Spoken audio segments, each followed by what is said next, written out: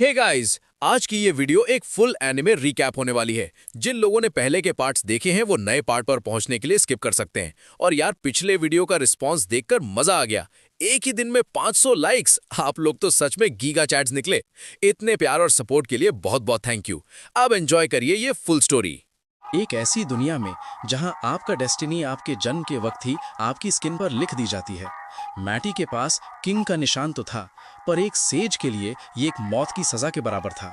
कई सालों तक गायस ने दुनिया के सबसे पावरफुल मैजिशियन के रूप में राज किया, पर उसके पास एक ऐसी क्रेस्ट थी जिसकी वजह से वो कॉम्बैट में स्लो था। अपनी लिमिट्स को तोड़ने के लिए उसने एक बहुत बड़ा खतरा मोल लिया, री-इनकार्नेशन यानी पुनर्जन्म। हजारों साल बाद वो एक छोटे लड़के मतियस के रूप में वापस आता है। इस बार उसके पास वही फोर्थ क्रेस्ट है जिसका उसने सपना देखा था, कॉम्बैट के लिए सबसे बेस्ट। पर एक ट्विस्ट है, इस नई दुनिया में मैजिक कमजोर हो चुका है और लोग उसके लेजेंडरी मार्क को फेलियर क्रेस्ट कहकर उसका मजाक उड़ाते हैं। दुनिया को लगता है कि वो सबसे कमजोर है, पर वो उन्हें दिखाने वाला है कि असली पावर किसे कहते हैं। एनिमे की स्टार्टिंग में हम देखते हैं कि एक लेजेंड वॉरियर ड्रैगन से फाइट कर रहा होता है। वो अपने मैजिक का यूज करके उस ड्रैगन को खत्म कर देता है, पर वो वॉरियर खुश नहीं था क्योंकि वो अपने पावर के लिमिट तक पहुंच गया था। फिर वो अपने क्रेस्ट के फोर्थ स्टेज पर आने के बाद वहां से रिकनेक्ट होकर दूसरी दुनिया में चला जाता है, जहां वो एक मर्चेंट के साथ ट्रैवल कर रहा होता है। और वो मर्चेंट उससे कहता है कि हम जल्द ही रॉयल कैपिटल पहुंचने वाले हैं। फिर वो मर्चेंट उससे पूछता है कि तुम आखिर रॉयल कैपिटल क्यों जा रहे हो, और वो उसे बताता है कि मुझे रॉयल अकेडमी में हिस्सा लेना है, जिससे कि मैं और स्ट्रांग हो पाऊंगा। और मर्चेंट उससे कहता है कि तुम्हें ज्यादा जल्दी नहीं करनी चाहिए, तुम्हें पहले इस बारे में अच्छे से सोचना चाहिए, और वैसे भी तुम्हारे क्रेस्ट को देखकर लगता है कि तुम बहुत ही ज्यादा स्ट्रांग नहीं हो। फिर वो बताता है कि यहाँ पास में एक बहुत ही बड़ा मॉन्स्टर हमारी तरफ आ रहा है, पर मर्चेंट उसकी बातों को सुनकर हंसने लगता है। तभी उसके सामने एक बड़ा सा मॉन्स्टर आ जाता है और वो लड़का उस मॉन्स्टर को एक ही अटैक में खत्म कर देता है, जिसे देखकर मर्चेंट भी हैरान हो जाता है। और उसके बाद वो दोनों रॉयल कैप्टन पहुंच जाते हैं, जहां अपना main character Matt royal capital में घूम रहा होता है। और तभी वो एक शॉप के अंदर जाता है। वहां एक लड़की शॉप ओनर से शॉट बनाने के लिए कह रही होती है और बताती है कि मेरी दोस्त का एंट्रेंस एग्जाम है, इसलिए मुझे जल्दी से एक शॉट चाहिए। पर वो शॉप ओनर मना कर रहा होता है और वो उससे कहता है कि मैजिक एनहांसमेंट में बहुत ही टाइम लगता है, जिस वजह से मैं इतनी जल्दी से शॉट नहीं बना सकता हूं। और वो लड़की ओनर से कहती कि आप ही मेरी लास्ट उम्मीद हो। तभी मैटी उसके पास आता है और वो शॉप ओनर से कहता है कि मैं मैजिक एनहांसमेंट कर सकता हूं, जिस पर शॉप ओनर मैटी से कहता है कि तुम्हें ऐसी बातें नहीं करनी चाहिए जिससे कि तुम पूरा न कर सको। मैटी बताता है कि मैं ये कर सकता हूं। फिर वो लड़की शॉप ओनर से शॉट बनाने के लिए बोलती है। वो उससे कहती है कि मुझे इस लड़के पर ट्रस्ट है, और उसके बाद मैटी और वो लड़की बैठकर बातें करने लगते हैं। वो लड़की मैटी को अपना नाम अल्मा बताती है और मैटी उसको अपना नाम बताता है, जिसके बाद अल्मा मैटी से कहती है कि शॉट बनने के बाद हम दोनों साथ में घर चलेंगे। तभी वहां पर अल्मा की फ्रेंड आ जाती है और उसको देखकर मैटी हैरान हो जाता है क्योंकि वो दिखने में बहुत ही सुंदर होती है। मैटी उसको अपना इंट्रोडक्शन देता है, जिसके बाद वो कुछ बोल नहीं रही होती है और मैटी को लगने लगता है कि शायद से मेरा इंट्रोडक्शन ठीक नहीं था। फिर वो लड़की भी घबराकर अपना इंट्रोडक्शन देती है और मैटी को अपना नाम लेरी बताती है और कहती है कि मैं कोई भी रिलेशन में नहीं हूँ, जिसे सुनने के बाद मैटी सोचने लगता है कि शायद से यहाँ पर लोग अपने रिलेशनशिप के बारे में भी बताते हैं। इधर शॉप ओनर उस शॉट को बनाकर लेकर आता है। फिर मैटी उस मैजिक स्टोन का यूज करके उसमें मैजिक एनहांसमेंट यूज कर देता है। शॉप ओनर पूछता है कि तुमने इतनी जल्दी मैजिक एनहांसमेंट कर दिया। फिर लरी उस शॉट को टेस्ट करने के लिए उठाने लगती है, पर जैसे ही ओसो टेबल को टच करती है तो बीच से कट जाती है और उसको देखकर वो सभी हैरान हो जाते हैं। शॉप ओनर मैटी से पूछता है कि आखिर तुमने ऐसा कैसे किया, वो भी इतने कम टाइम में। फिर मैटी कहता है कि उसने बहुत ही नॉर्मल मैजिक का यूज किया, और ये सुनने के बाद अल्मा मैटी से कहती है कि तुम इसको नॉर्मल कह रहे हो। शॉप ओनर मैटी से कहता है कि क्या तुम बड़े होकर मैजिक एनहांसर बनना चाहते हो, पर मैटी मना कर देता है। फिर मैटी एंट्रेंस एग्जाम के लिए रॉयल अकेडमी में आ जाता है, जहां पर वो लरी और अल्मा से मिलता है। लरी कहती है कि हम सभी साथ में इस एंट्रेंस एग्जाम को पास करेंगे, और उसके बाद हम लरी को देखते हैं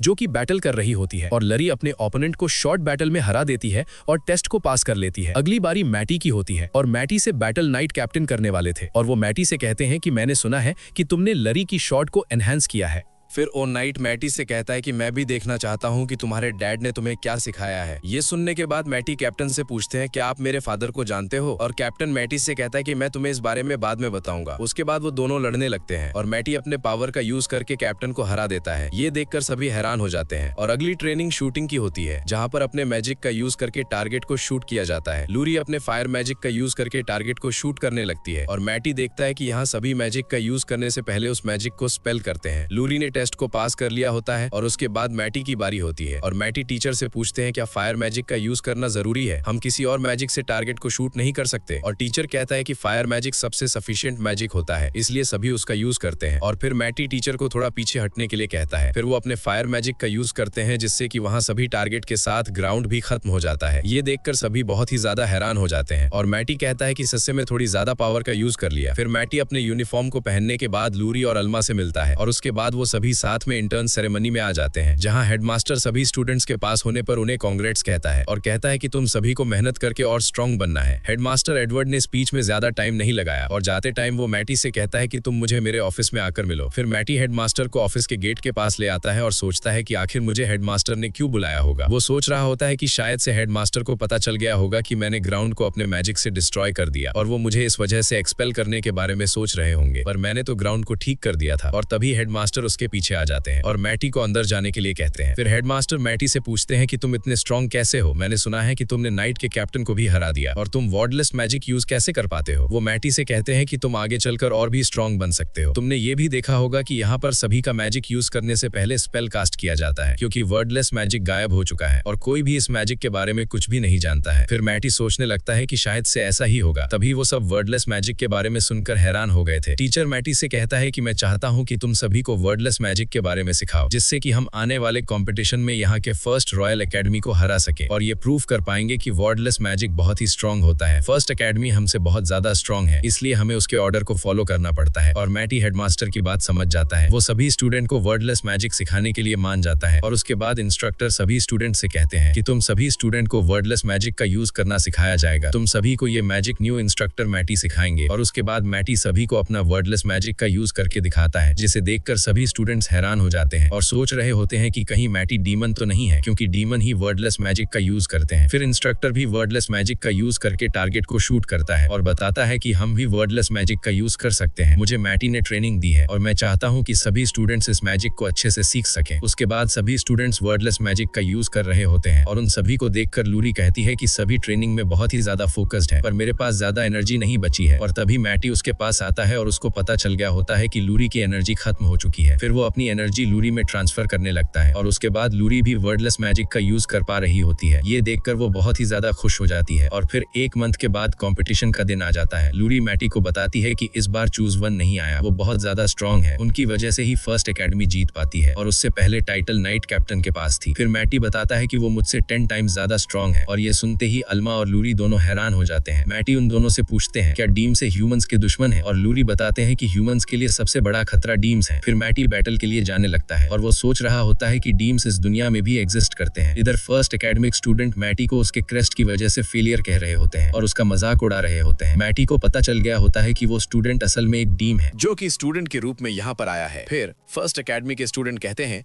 कि शायद से सेकंड एकेडमी के लोगों ने जीतने के बारे में सोचना बंद कर दिया है। उसके बाद फाइट शुरू हो जाती है और मैटी उस डीमन पर अटैक करता है, जिससे कि वो बच जाता है। फिर वो अपना मैजिक यूज करके मैटी पर अटैक करता है, लेकिन उसने अपना मैजिक कास्ट नहीं किया था और ये देखकर सभी को उसकी सच्चाई का पता चल जाता है। उसके बाद मैटी उसके अटैक को डॉज कर रहा होता है और वो डीमन मैटी से पूछता है कि तुम इतने स्ट्रॉन्ग कैसे हो, जिस पर मैटी उससे कहता है कि तुम बहुत ही ज्यादा वीक हो। और उसके बाद मैटी उस पर अपने सोर्ड से अटैक करता है, जिससे कि वो डीमन अपने असली रूप में आ जाता है और उसकी सच्चाई सभी के सामने आ गई होती है। हेडमास्टर सभी स्टूडेंट्स को यहाँ से जाने के लिए कहते हैं और वो डीमन मैटी पर अटैक करता है, जिसे मैटी अपने बैरियर से ब्लॉक कर लेता है। और जब वो डीमन वहां से भागने जा रहा होता है, तभी मैटी उस पर अटैक करके उसको मार देता है और ये देखकर एडवर्ड कहता है कि इसने अकेले ही डीमन को हरा दिया। फिर मैटी सोचने लगता है कि मैंने अपनी पास्ट की लाइफ में सभी डीमंस को खत्म कर दिया था, पर शायद से इस दुनिया में आज सिचुएशन बहुत ही ज्यादा खराब हो चुकी है। फिर मैटी बताता है कि रिकारनेस के बाद मेरा जन्म यहाँ एक फैमिली में हुआ और मैं उस फैमिली का थर्ड सन हूँ, पर मुझे अपनी पुरानी लाइफ के बारे में सब कुछ पता था। जिस वजह से मैं बहुत ही ज्यादा स्ट्रांग हूँ। सभी मेरे क्रेस्ट की वजह से मुझे बहुत ही कमजोर समझते हैं, पर उन्हें इस बारे में नहीं पता कि मेरा फोर्थ क्रेस्ट बहुत ही स्ट्रांग है। लेकिन मुझे इस बारे में पता लगाना कि इस क्रेस्ट के बारे में ऐसे रूमर्स किसने फैलाए होंगे। फिर सीन चेंज होता है और सभी स्टूडेंट्स डीमन को देख रहे होते हैं और इधर लूरी मैटी को आगे जाकर हक कर लेती है और कहती है कि तुम्हें ठीक देखकर बहुत ही अच्छा लगा। फिर उसके बाद एडवर्ड और मैटी दोनों रॉयल पैलेस में आ जाते हैं और मैटी एडवर्ड से कहता है कि मैंने बस एक डीमन को हराया है, तो बोला किंग मुझसे क्यों मिलना चाहते हैं। और एडवर्ड मैटी को बताता है कि हिस्ट्री में पहली बार किसी ह्यूमन ने अकेले एक डीमर को हराया है, ये बहुत ही बड़ी बात है। फिर वो दोनों किंग से मिलने के लिए आ जाते हैं और किंग एडवर्ड से पूछते क्या ये वही है जिसने डीमन को हराया है। फिर मैटी अपने बारे में किंग को बताता है और किंग मैटी से कहते हैं कि मैं तुम्हें रिवॉर्ड में एक टेरिटरी देना चाहता हूँ। और ये सुनते ही मैटी मन में सोच रहा होता है कि मुझे टेरिटरी नहीं चाहिए, क्योंकि मैं यहाँ पर खुद को स्ट्रांग बनाने के लिए आया हूँ और मेरे पास इतना टाइम नहीं है कि मैं किसी टेरिटरी को मैनेज कर पाऊं। किंग कहते हैं कि तुम जिस एज में हो उसके हिसाब से तुम्हें टेरिटरी देना ठीक नहीं होगा, इसलिए मैं तुम्हारी पब्लिक में तारीफ करना चाहता हूं। पर अगर डीमन को तुम्हारे बारे में पता चल गया तो सभी के सभी रॉयल कैपिटल खतरे में पड़ जाएगा। जैसे सुनने के बाद मैटी किंग से कहते हैं कि आप मुझे कोई दूसरा रिवॉर्ड दें और किंग उससे कहते हैं कि मैं तुम्हें एक मैजिक शॉट दे सकता हूं जिसके अंदर डबल एनहांसमेंट है और मुझे ये एक शॉप ओनर ने दी है। फिर मैटी को याद आता है कि उस दिन उसने एक शॉप ओनर की टेबल के बदले में उसको एक डबल एनहांसमेंट वाली सॉर्ड बना कर दी थी। किंग मैटी से पूछता है कि उसको भला किस तरह का रिवॉर्ड चाहिए और मैटी कहता है कि मैं यहाँ सभी डेंजर्स के रिसोर्स को यूज करना चाहता हूँ। वो सोच रहा होता है कि डंजन के अंदर बहुत ही सारे रेयर आइटम होते हैं और शायद से इसके बारे में यहाँ पर कोई भी नहीं जानता है, इसलिए मैं सभी डंजन को क्लियर करने के बाद उन सभी रिसोर्स का यूज करके डीम सन्स को आसानी से हरा सकता हूँ। किंग मैटी की बात मान लेते हैं और फिर मैटी से कहते हैं कि मुझे तुम्हारा ओपिनियन चाहिए। वो बताते हैं कि हमारे नेशन के 4 मैजिक स्वॉर्ड्समैन गायब हो चुके हैं और मैटी सोचता है कहीं वो डीम सन्स तो नहीं है। फिर किंग बताता है कि मैजिक स्वॉर्ड्समैन बहुत ही सालों से यहाँ पर है और इससे पता चलता है कि वो सालों से डीम से लड़ते हुए आ रहे हैं। मैटी सोचने लगता है कि मैंने अपने पास्ट लाइफ में सभी डीम सन्स को तो खत्म कर दिया था, पर शायद से कुछ डेमन बच गए होंगे जिन्होंने अपनी पावर को इंक्रीज किया होगा और वो ह्यूमैनिटी को अपना सबसे बड़ा खतरा मानकर सभी ह्यूमंस को खत्म करना चाहते होंगे। किंग मैटी से कहता है कि तुम्हारी वजह से नेशन के सभी डीम्स जा चुके हैं और मैटी किंग से कहता है कि अभी सिचुएशन और भी ज्यादा खराब होने वाली है। सभी डेमन्स एक साथ मिलकर नेशन पर अटैक करेंगे और उन्हें ऐसा करने में 3 मंथ्स का टाइम लग जाएगा, जिसे सोचकर किंग परेशान हो रहा होता है। फिर मैटी बताता है कि हमें डीम से बचने के लिए एक बड़ा सा बैरियर बनाना होगा। मैटी उन्हें बताता है कि हमें उस बैरियर को बनाने में बहुत ही ज्यादा मैजिक की जरूरत है और मैं सभी स्टूडेंट्स को भी वॉर्डलेस मैजिक सिखा दूंगा जिससे कि वो सभी स्ट्रांग हो सकेंगे और हम 1 महीने के अंदर बैरियर बना लेंगे। किंग मैटी को मदद के लिए थैंक्स कहता है और उसके बाद मैटी ट्रेजर रूम में आ जाता है, जहां पर गार्ड मैटी से कहते हैं कि आप इस रूम के अंदर से कुछ भी ले सकते हैं जो आपको ठीक लगे। फिर मैटी उन सभी ट्रेजर में से एक स्वॉर्ड को देखता है और उसको याद आता है कि इस स्वॉर्ड को मैंने अपनी पास्ट लाइफ में बनाई थी। मैटी उस स्वॉर्ड को ले आता है और उसके साथ एक पेंडेंट भी होता है जो कि पावर को इंक्रीज कर सकती है। फिर उसके बाद मैटी एकेडमी में सभी स्टूडेंट्स को ट्रेनिंग दे रहा होता है और सभी स्टूडेंट्स वॉर्डलेस मैजिक का यूज बहुत ही अच्छे तरीके से कर रहे होते हैं। लरी और अल्मान दोनों मैटी के पास आते हैं और उससे कहते हैं कि हेडमास्टर ने हमें बताया कि एक बैरियर बनाने वाले हो, जिस पर मैटी हाँ कहता है और बताता है कि अभी मैं डंजन में कुछ रिसोर्स को ढूंढने के लिए जा रहा हूँ। फिर वो सोचता है कि अगर मैं एक पार्टी बनाकर डंजन में जाता हूँ तो मुझे बहुत ही ज्यादा फायदा होगा। उसके बाद वो अल्मा और लरी दोनों से कहते हैं क्या तुम दोनों मेरे साथ एक पार्टी बनाकर डंजन में चलोगे, जिसे देखकर वो दोनों सोचने लगते हैं और मैटी को लग रहा होता है कि शायद से ये दोनों मना कर देंगे। फिर वो दोनों इसके लिए मान जाते हैं और लरी बताती है कि अल्मा स्वॉर्ड यूज नहीं कर सकती पर वो बो का यूज बहुत ही अच्छी तरीके से कर सकती है। ये सुनने के बाद मैटी अल्मा के लिए मैजिक बो बनाता है और उसको दे देता है। फिर लरी मैटी से पूछती क्या तुम मुझे मैजिक एनहांसमेंट सिखा सकते हो और मैटी उससे पूछते क्या तुम्हें मैजिक एनहांसमेंट अच्छा लगता है, जिस पर लरी हाँ कहती है और बताती है कि जब से मैंने तुम्हें मैजिक एनहांसमेंट करते हुए देखा था तब से मैं उसको सीखना चाहती हूँ। मैटी उसको सिखाने के लिए मान जाता है और उसके बाद वो सभी डंजों में आ जाते हैं। डंजों के अंदर जाते ही मैटी एक छोटे से मॉन्स्टर को लाता है और अल्मा उस पर अपने बो से अटैक करती है जिससे कि वो खत्म हो जाता है। फिर मैटी अल्मा से कहता है कि तुम जाकर डंजों में ऐसे मॉन्स्टर को खत्म करो। फिर अल्मा उसकी बात मानकर वहां से चली जाती है और इधर लूरी मैटी से कहती है कि क्या आप तुम मुझे मैजिक एनहांसमेंट सिखाने वाले हो, जिस पर मैटी उसको बताता है कि मैजिक एनहांसमेंट का यूज करना बहुत ही मुश्किल है, इसलिए तुम्हें उसको सीखने के लिए सही टाइम का वेट करना होगा। ये सुनकर लूरी सैड हो जाती है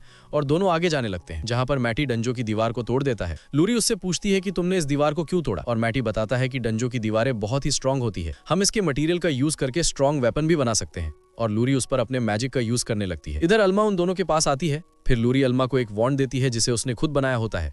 ये देखकर अल्मा बहुत ही ज्यादा खुश हो जाती है और मैटी उन दोनों से कहता है कि हम इस डंजों के 10वें फ्लोर को चेक करने वाले हैं, जिसे सुनकर वो दोनों हैरान हो जाते हैं और वो दोनों भी इसके लिए मान जाते हैं और कहते हैं कि हमें भी स्ट्रांग बनना है। फिर वो सभी मॉन्स्टर को हराते हुए 10वें फ्लोर पर आ जाते हैं और उनकी पावर लेवल भी इंक्रीज हो चुकी होती है। तभी वहां पर एक वुल्फ मॉन्स्टर आ जाता है जो कि बहुत ही ज्यादा स्ट्रांग होता है और मैटी उन दोनों से कहता है कि तुम दोनों को सेफ रहना होगा क्योंकि ये बहुत ही ज्यादा पावरफुल है, और वो वुल्फ उन दोनों पर अटैक करता है, जिससे कि वो दोनों बच जाते हैं। मैटी सोचता है कि क्या मुझे इन दोनों की मदद करनी चाहिए। फिर अल्मा और लूरी दोनों अपनी पावर का यूज करके उस वुल्फ मॉन्स्टर को खत्म कर देती है। मैटी उन दोनों से कहता है कि तुम्हारा टीम वर्क तो बहुत ही अच्छा है, और उसके बाद वो कहता है कि हमें यहाँ पर कैंप करके रेस्ट करना चाहिए। पर अल्मा को कुछ भी समझ में नहीं आ रहा होता है। फिर मैटी अपने मैजिक स्टोन का यूज करके वहां पर एक बैरियर बना देता है। वो उन दोनों से बैरियर के अंदर रहने के लिए कहता है और बताता है कि मैं 25वें फ्लोर तक जाने वाला हूं, जिसे सुनकर अल्मा हैरान हो जाती है और बताता है कि यहाँ डंजन में सबसे स्ट्रॉन्ग पार्टी भी 23 फ्लोर पर ही जा पाती है, इसलिए तुम्हारा वहां पर जाना सेफ नहीं होगा। और मैटी बताता है कि मुझे कुछ भी नहीं होने वाला है। इतना कहने के बाद मैटी नीचे सभी फ्लोर को चेक करने के बाद सीधा 25वें फ्लोर पर आता है, जहां पर उसको बहुत ही सारे मॉन्स्टर्स फील हो रहे थे, और उन सभी को मार देता है। तभी उसके सामने एक बड़ा सा स्नेक मॉन्स्टर आ जाता है और मैटी सोचता है कि इसको मैंने पहले भी हराया है। फिर वो उस मॉन्स्टर से लड़ने लगता है और उसके सभी अटैक को डॉज करने के बाद वो उस पर अपनी स्वॉर्ड से अटैक करता है, लेकिन उस स्नेक मॉन्स्टर को कुछ भी नहीं हो रहा होता है। फिर मैटी अपने मैजिक स्टोन को तोड़कर उसकी पावर को स्वॉर्ड के साथ मर्ज करने के बाद उस मॉन्स्टर पर अटैक करता है, जिससे कि वो मॉन्स्टर खत्म हो जाता है। और इधर अल्मा और लॉरी भी डंजन को हिलते हुए महसूस कर रही होती है। फिर मैटी उन दोनों के पास आता है और कहता है कि मैंने डंजन को क्लियर कर दिया, और उसके बाद वो उन दोनों को मॉन्स्टर को दिखाता है जिसे उसने मारा था। और उस मॉन्स्टर को देखने के बाद लरी और अल्मा दोनों बहुत ही ज्यादा हैरान हो जाती है। उसके बाद वो तीनों गिल्ड में अपने रिसोर्स को एक्सचेंज करने के लिए आ जाते हैं और गिल्ड वर्कर उन सभी से पूछते हैं कि आपको क्या एक्सचेंज करवाना है। फिर मैटी उस बड़े से स्नेक मॉन्स्टर को बाहर निकालता है और कहता है कि क्या आप इसको एक्सचेंज कर सकते हैं। वो वर्कर उस बड़े से मॉन्स्टर को देखकर हैरान हो जाती है और फिर वो उन सभी से पूछती है कि क्या तुम कुछ और भी सेल करना चाहते हो। जिसके बाद मैटी अपने पास से एक बड़ा सा मैजिक स्टोन निकालता है और उसको देखकर वो सभी हैरान हो जाते हैं। फिर मैटी कहता है कि मुझे ये छोटा सा मैजिक स्टोन सेल करना है, और ये सुनकर अल्मा मैटी से पूछती है क्या तुम इसको छोटा कह रहे हो।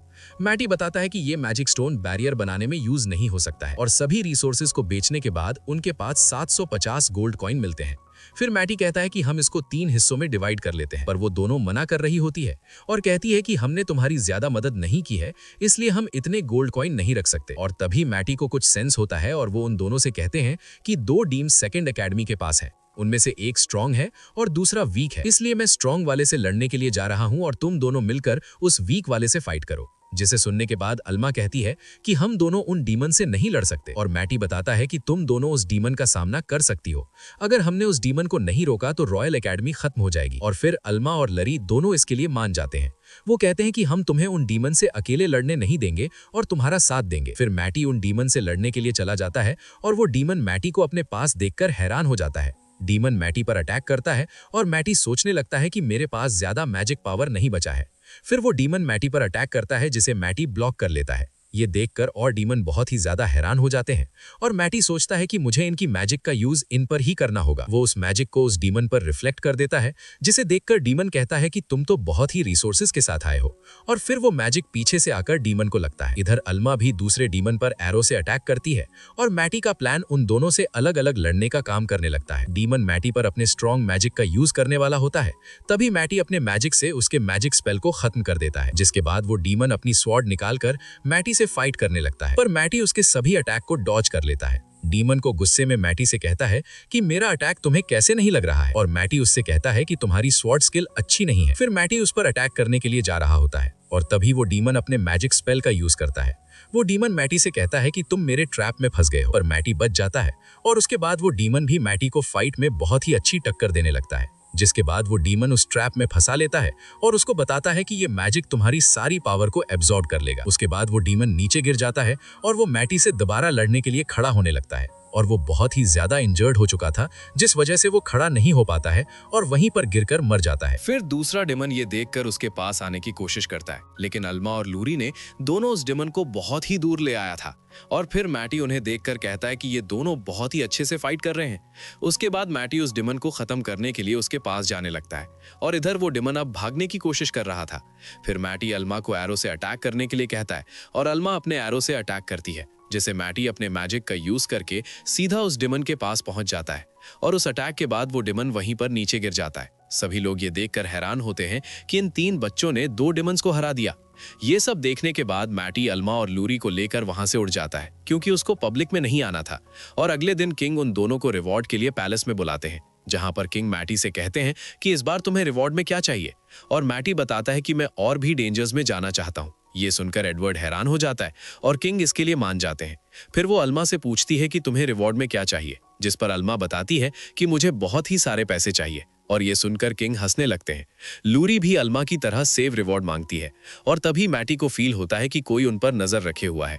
वो उससे कहता है कि तुम्हारे बारे में मुझे पता चल चुका है, तुम हम पर छुपकर नजर रखे हुए हो। फिर मैटी अपने मैजिक से अटैक करता है, और एडवर्ड किंग से कहते हैं, क्या आपने उस आवाज को सुनी?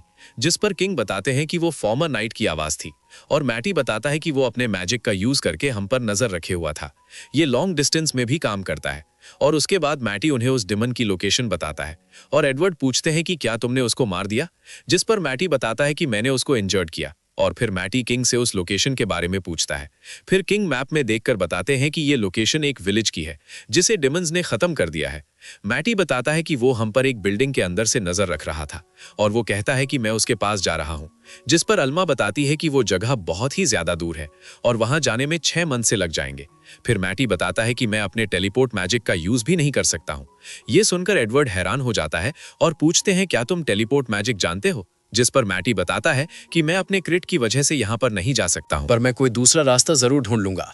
और उसके बाद मैटी, अल्मा और लोरी तीनों एक साथ पहाड़ की तरफ जा रहे होते हैं, और अल्मा बताती है कि हेडमास्टर ने सभी स्टूडेंट्स को डंजन से मिलिथी लाने के लिए कहा है, जिससे कि वो रॉयल कैपिटल पर एक बैरियर बना सके। और इधर वो दोनों मैटी से पूछते हैं कि हम उस विलेज में कैसे जाने वाले हैं, जिस पर मैटी कहता है कि ये एक सरप्राइज है जो कि तुम्हें कुछ देर बाद पता चल जाएगा। और फिर वो सभी एक डंजन के पास आ जाते हैं। मैटी बताता है कि ये ब्लैक ड्रैगन एरिस है, और उसको देखकर अल्मा और लोरी दोनों डर जाते हैं। वो मैटी से कहते हैं कि ये ड्रैगन अकेले ही नेशन को तबाह कर सकता है। फिर मैटी उन दोनों से कहता है कि मैं ड्रैगन से बात करने के लिए जा रहा हूं, और वो दोनों सोच रहे होते हैं कि क्या मैटी ड्रैगन से बात कर सकता है। इधर मैटी ड्रैगन के पास जाने लगता है और सोचता है कि आयरिस को मैं अपने पास्ट लाइफ से जानता हूं। मैंने इसको एक बार हराया था, जिसके बाद इसने सरेंडर कर दिया और मैं इसको नहीं मारा। फिर ड्रैगन मैटी को देखकर उससे कहता है कि तुम यहां से चले जाओ, वरना मैं तुम्हें खत्म कर दूंगा। सुनने के बाद मैटी को लगने लगता है कि शायद से एरिस ने मुझे पहचाना नहीं, और एरिस मैटी पर अटैक करने वाली होती है। तभी मैटी उसके मैजिक को खत्म कर देता है, और ये देखकर एरिस हैरान हो जाती है। फिर वो मैटी से पूछती है, क्या आप गाइस हो? जिस पर मैटी बताता है कि मैं दोबारा से रिकार्नेट हुआ हूँ। और ये सुनने के बाद एरिस मैटी से माफी मांगने लगती है और कहती है कि मैंने आपको पहचाना नहीं। फिर मैटी आयरिस से कहता है कि क्या आप मुझे एक दूसरे विलेज तक ले जाओगे? और एरिस पूछती है कि आप तो अपने टेलिप मैजिक यूज करके भी वहां पर जा सकते हो। जिसके बाद मैटी उसको अपने क्रिस्ट दिखाता है और कहता है कि मैं इस 4th क्रिस्ट की वजह से अपना टेलिप मैजिक यूज नहीं कर सकता हूँ। फिर मैटी अल्मा और लूरी से कहता है कि ये ड्रैगन हमारी मदद करने के लिए मान गया है, और इधर आयरिस मैटी से कहती है कि मैं आपकी मदद नहीं कर सकती हूँ। इतना कहने के बाद वो मैटी को अपना विंग्स दिखाती है और बताती है कि आपके जाने के बाद ह्यूमंस ने मुझ पर अटैक करने की कोशिश की। उनसे लड़ते टाइम मेरे विंग्स इंजर्ड हो गए, और मैटी से पूछती है कि आप मेरे विंग्स को ठीक कर सकते हो। मैटी अपने मैजिक का यूज करके उसके विंग्स को हील कर देता है, और फिर मैटी उन्हें अपने दोस्तों से इंट्रोड्यूस कराने के लिए कहता है। पर वो एरिस से कहता है कि तुम इन्हें अपने पास्ट लाइफ के बारे में कुछ भी मत बताना, और एरिस मैटी की बात समझ जाती है। जिसके बाद एरिस अल्मा और लूरी को अपना नाम बताती है, और वो दोनों इस बात से हैरान थी कि ड्रैगन उनसे बात कर रहा है। फिर वो सभी ड्रैगन पर बैठकर उड़ने लगते हैं, और एरिस बताते हैं कि मैं 5000 साल के बाद उड़ रही हूँ। एरिस अपनी फुल स्पीड में उड़ने वाली होती है, और तभी मैटी उसको रोक देता है और कहता है कि ह्यूमंस के लिए तुम्हारी स्पीड ठीक नहीं है, इसलिए तुम थोड़ी कम स्पीड से चलो। और एरिस मैटी की बात मानकर थोड़ी कम स्पीड कर लेती है। फिर मैटी उस विलेज में पहुंच जाता है, और आते ही वो एक डीम को भी मार देता है। और मैटी को पता चलता है कि यहाँ पर 2 डीम्स हैं, उनमें से एक बहुत ही ज्यादा पावरफुल है, और मैटी इस बात से खुश था कि अब उसको एक पावरफुल डीम से लड़ने का मौका मिलेगा। फिर वो उस बिल्डिंग के अंदर चले जाते हैं, और मैटी, अल्मा और लूरी दोनों से टेलीपैथी का यूज करके बातें करने लगता है, जिससे कि वो सभी एक दूसरे की बातें अपने मन में सुन सकते हैं। और मैटी उन्हें बताता है कि यहाँ पर एक डीम है जो कि अपने मैजिक का यूज करके छुपा हुआ है, और दूसरा डीम जो कि पावरफुल है वो इस जगह पर नहीं है।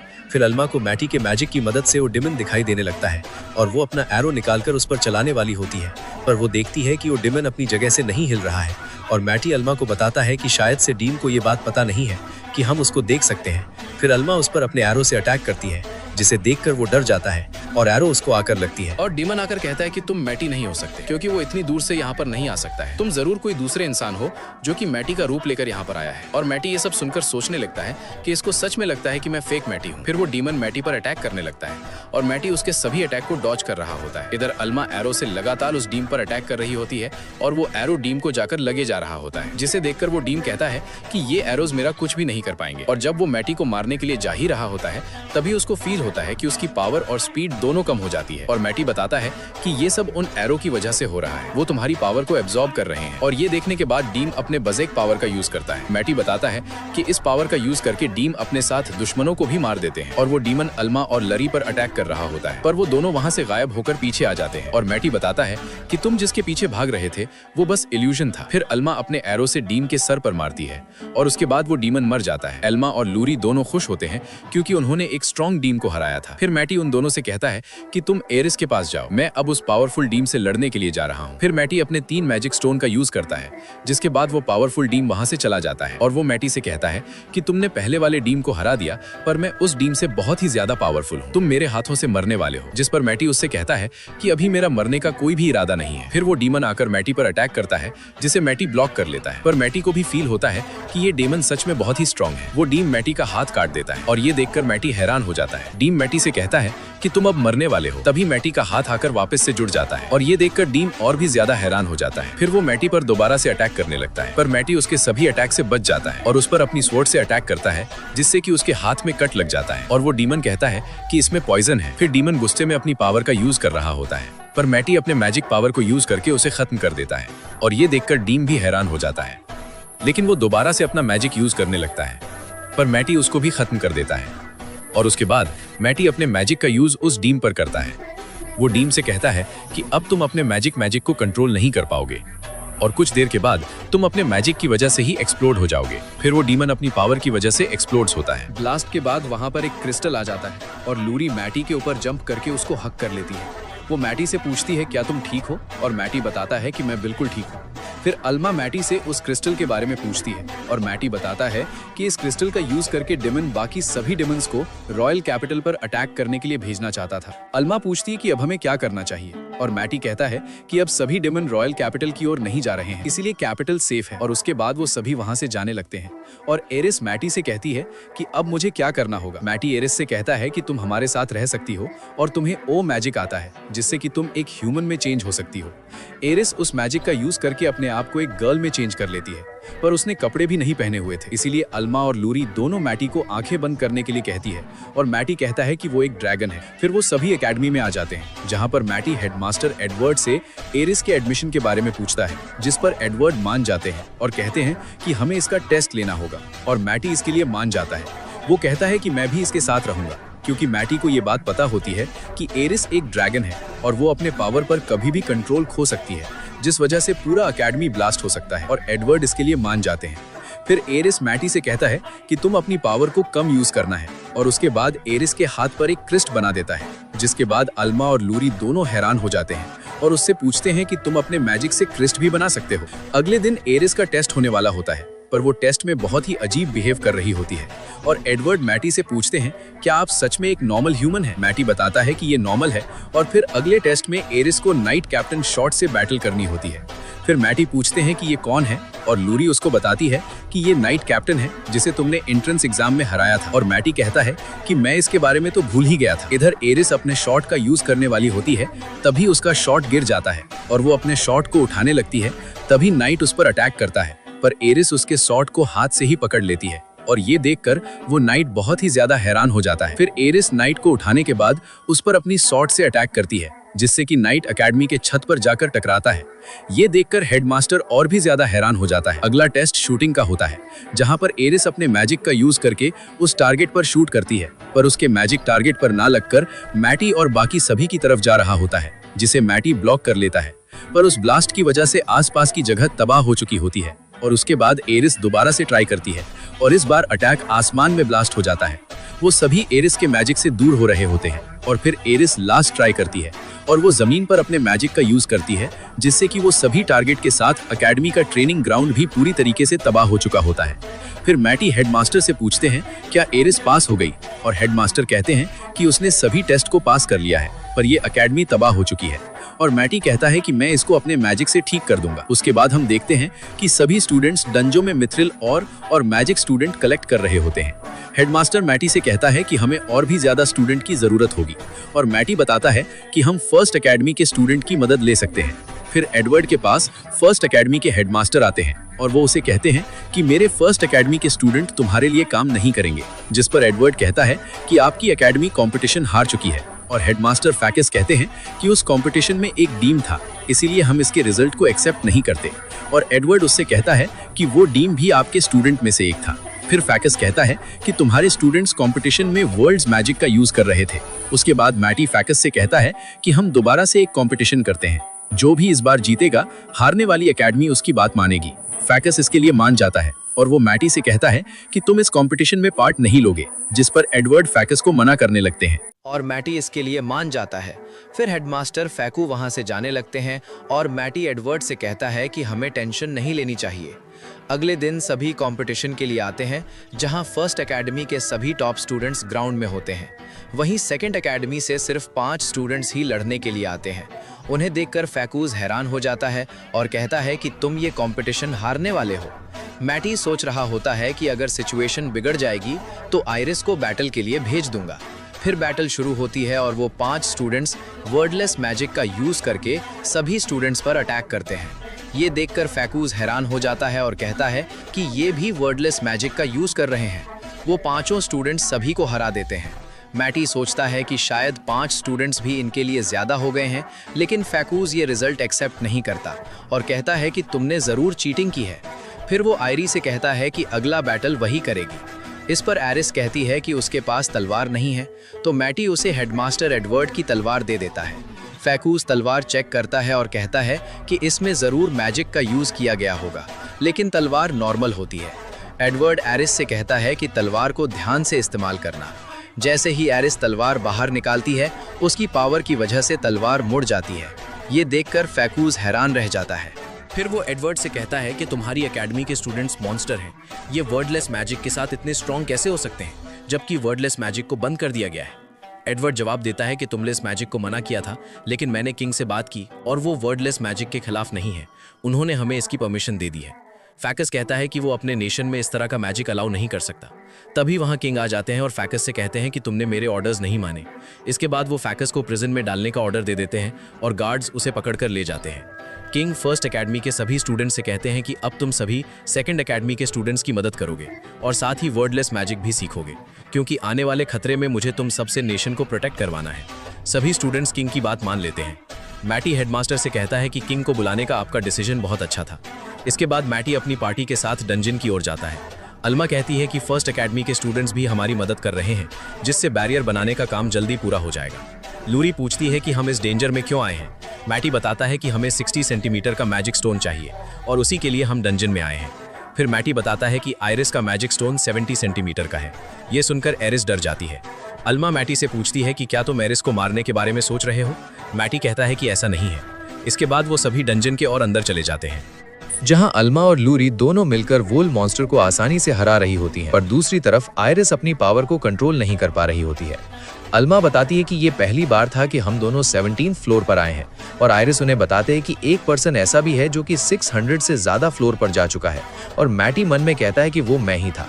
फिर उसके बाद मैटी लूरी को मैजिक स्टोन यूज करने के लिए फॉर्मेशन बनाने के लिए कहता है और लूरी अपने मैजिक यूज कर रही होती है, पर वो बहुत ही ज्यादा थक चुकी होती है और उसके बाद मैटी उसकी मदद करता है। मैटी आयरिस से कहता है कि तुम अपने मैजिक का यूज करो और ज्यादा मत करना, वरना बहुत ही बड़ी प्रॉब्लम हो जाएगी। फिर आयरिस अपने मैजिक का यूज करके उस मैजिक स्टोन पर करने लगती है और मैटी उसको अपना मैजिक फ्लो करने के लिए बोलता है, पर आयरिस को लगता है कि मैटी उसको और भी ज्यादा मैजिक यूज करने के लिए बोल रहा है। फिर आयरिस मैजिक का यूज बहुत ही ज्यादा करने लगती है, जिसके बाद वहां पर एक बहुत ही बड़ा ड्रैगन आ जाता है और मैटी बताता है कि इस ड्रैगन का मैजिक स्टोन 60 सेंटीमीटर तक है। फिर मैटी आयरिस से कहता है कि तुम उस ड्रैगन से फाइट करो और जैसे ही आयरिस उससे लड़ने के लिए जाती है तो वो ड्रैगन आयरिस पर अटैक करके उसको दूर फेंक देता है और मैटी कहता है कि हमें इस ड्रैगन को हराने के लिए मैजिक फॉर्मेशन का यूज करना होगा। इसलिए वो आयरिस से कहता है कि तुम उस ड्रैगन का ध्यान अपनी तरफ करो और अल्मा और लूरी तुम्हें सपोर्ट करेंगे, तब तक मैं फॉर्मेशन बनाता हूँ। और फिर आयरिस जैसे ही उस ड्रैगन का मजाक उड़ाती है, जिससे कि वो ड्रैगन उसके पीछे पड़ जाता है। इधर अल्मा और लूरी दोनों उस ड्रैगन पर अटैक कर रहे होते हैं और उनकी अटैक काम नहीं कर रहे होते। मैटी मैजिक स्टोन का यूज करके वहां पर फॉर्मेशन बना रहा होता है। तभी ड्रैगन अल्मा और लूरी पर अटैक करने के लिए आ रहा होता है। मैटी आयरिस से कहता है कि तुम उन दोनों को प्रोटेक्ट करो और आयरिस उस ड्रैगन को एक पंच मारती है जिससे कि ड्रैगन गिर जाता है और आयरिस उस ड्रैगन को अपने हाथों से मारे जा रही होती है। ये देखकर अल्मा और लूरी दोनों हैरान हो जाते हैं कि आयरिस उस ड्रैगन से बिना किसी वेपन से लड़ रही है और फिर ड्रैगन आयरिस को अपने पैर से दबा देता है जिससे कि आयरिस नीचे जमीन में दब जाती है। और फिर आयरिस पूछती है कि ये ड्रैगन अपनी पावर का यूज क्यों नहीं कर पा रहा है। तो मैटी बताता है कि मैंने इसकी पावर को अपनी क्रिस्ट की मदद से ब्लॉक कर दिया है। फिर मैटी आयरिस से कहता है कि तुम इस ड्रैगन को और गुस्सा दिलाओ और आयरिस ड्रैगन का मजाक उड़ाता है जिस वजह से ड्रैगन अपने सबसे स्ट्रॉन्ग मैजिक का यूज करने लगता है और तभी मैटी अपने मैजिक फॉर्मेशन को एक्टिव कर लेता है। वो आयरिस और बाकी सभी को भागने के लिए कहता है और आयरिस जाकर गड्ढे में गिर जाती है और मैटी उसके पास आकर आयरिस पर एक बैरियर बना देता है जिससे कि वो उस ब्लास्ट से बच सके। और मैटी अल्मा और लूरी से कहता है कि ये सुनकर वो दोनों डर जाते हैं। फिर आयरिस अपने साथ उस ड्रैगन का मैजिक स्टोन ले आती है और मैटी आयरिस से कहता है कि अब तुम्हें हमारी पार्टी को ज्वाइन कर लेनी चाहिए, जिस पर आयरिस पूछती है कि क्या मैं ऐसा कर सकती हूँ और अल्मा और लूरी दोनों इससे बहुत ही ज्यादा खुश हो जाते हैं। मैटी कहता है कि हमें आयरिस को ट्रेन करना पड़ेगा जिससे कि वो अपने इस ह्यूमन बॉडी को कंट्रोल करना सीख जाए। फिर वो सभी एकेडमी आ जाते हैं जहां पर मैटी आयरिस से कहता है कि तुम इस जगह पर भागकर ह्यूमन बॉडी को कंट्रोल करना सीखोगी। आयरिस अपने सर पर टारगेट लेकर भाग रही होती है और अल्मा को वो टारगेट शूट करना होगा जिसे आयरिस प्रोटेक्ट करने की कोशिश करेगी और आयरिस बहुत ही बार नीचे गिरती है पर वो दोबारा से ट्रेनिंग करने के लिए खुद खड़ी हो जाती है। इधर लरी मैटी से पूछती है कि मुझे किस तरह की ट्रेनिंग करनी होगी और उससे कहता है कि तुम अपने मैजिक का यूज करके हम सभी के लिए वेपन बनाओगी। जिसके बाद वो आयरिस को सभी एलिमेंट्स के बारे में बताने लगती है और आयरिस उससे कहती है कि मैं एक साथ इतने एलिमेंट्स को क्रिएट नहीं कर सकती हूँ। फिर मैटी उससे कहती है कि तुम उन सभी को कंबाइन करके उसका यूज कर सकती हो और फिर लूरी मैटी की बात मानकर अपने मैजिक एनहांसमेंट ही करने लगती है। दूसरी तरफ आयरिस और अल्मा दोनों ट्रेनिंग कर रहे होते हैं और वो दोनों लूरी के पास आते हैं। मैटी बताता है कि लूरी सभी के लिए वेपन्स बना रही है और लूरी सबसे पहले अपनी सोर्ड का यूज करके एक बड़े से पत्थर को तोड़ देती है। फिर अल्मा अपने न्यू बो का यूज करती है और वो भी बड़े से पत्थर को आसानी से तोड़ देती है। आयरिस देखती है कि उसको एक स्पीयर मिला होता है और मैटी उससे कहता है कि तुम्हारे लिए ये स्पीयर ठीक होगा। फिर आयरिस उस स्पीयर से पत्थर को तोड़ती है पर साथ में एकेडमी का दीवार भी टूट जाती है। उसके बाद मैटी कहते हैं कि तुम तीनों मुझसे फाइट करो और वो सभी ट्रेनिंग करना शुरू कर देते हैं। फिर हेडमास्टर एडवर्ड सभी स्टूडेंट्स से कहते हैं कि हमें बैरियर बनाने में बहुत ही ज्यादा मेहनत करनी होगी। उसके बाद सभी स्टूडेंट्स डंजन में आकर मिथ्रिल कलेक्ट करने लगते हैं और अल्मा और लूरी दोनों मैटी के पास आते हैं। मैटी उन्हें बताता है कि एक डीमन जंगल में आ चुका है, इसलिए तुम्हें उस डीमन से जाकर लड़ना होगा। वो दोनों मैटी की बात मान लेते हैं और मैटी देखता है कि ये दोनों अपनी पावर पर ओवर कॉन्फिडेंट है। उसके बाद वो दोनों एक गर्ल के साथ जंगल में आ जाते हैं जहां पर एक डीमन उन पर अटैक करने लगता है पर अल्मा उसको अपने एरो से खत्म कर देती है और तभी वहां पर दूसरा डीमन भी आ जाता है। अल्मा उस पर भी अपने एरो से अटैक करती है पर उस डीमन को कुछ भी नहीं होता है। फिर लूरी अपने सोर्ड से खत्म कर देती है और उन दोनों को ऐसे लड़ते देख वो लड़की बहुत ही ज्यादा हैरान हो जाती है। फिर उसको एहसास होता है कि ये मैटी की टीम की रियल पावर है और तभी उन दोनों को कुछ और भी फील होता है। वो दोनों वापस से मैटी के पास आ जाते हैं और मैटी उन्हें बताता है कि कुछ डीमन सेकंड एकेडमी पर अटैक करने के लिए आने वाले हैं, इसलिए तुम्हें उन सभी से लड़ना होगा और वो दोनों मैटी की बात मानकर चले जाते हैं। इधर आयरिस भी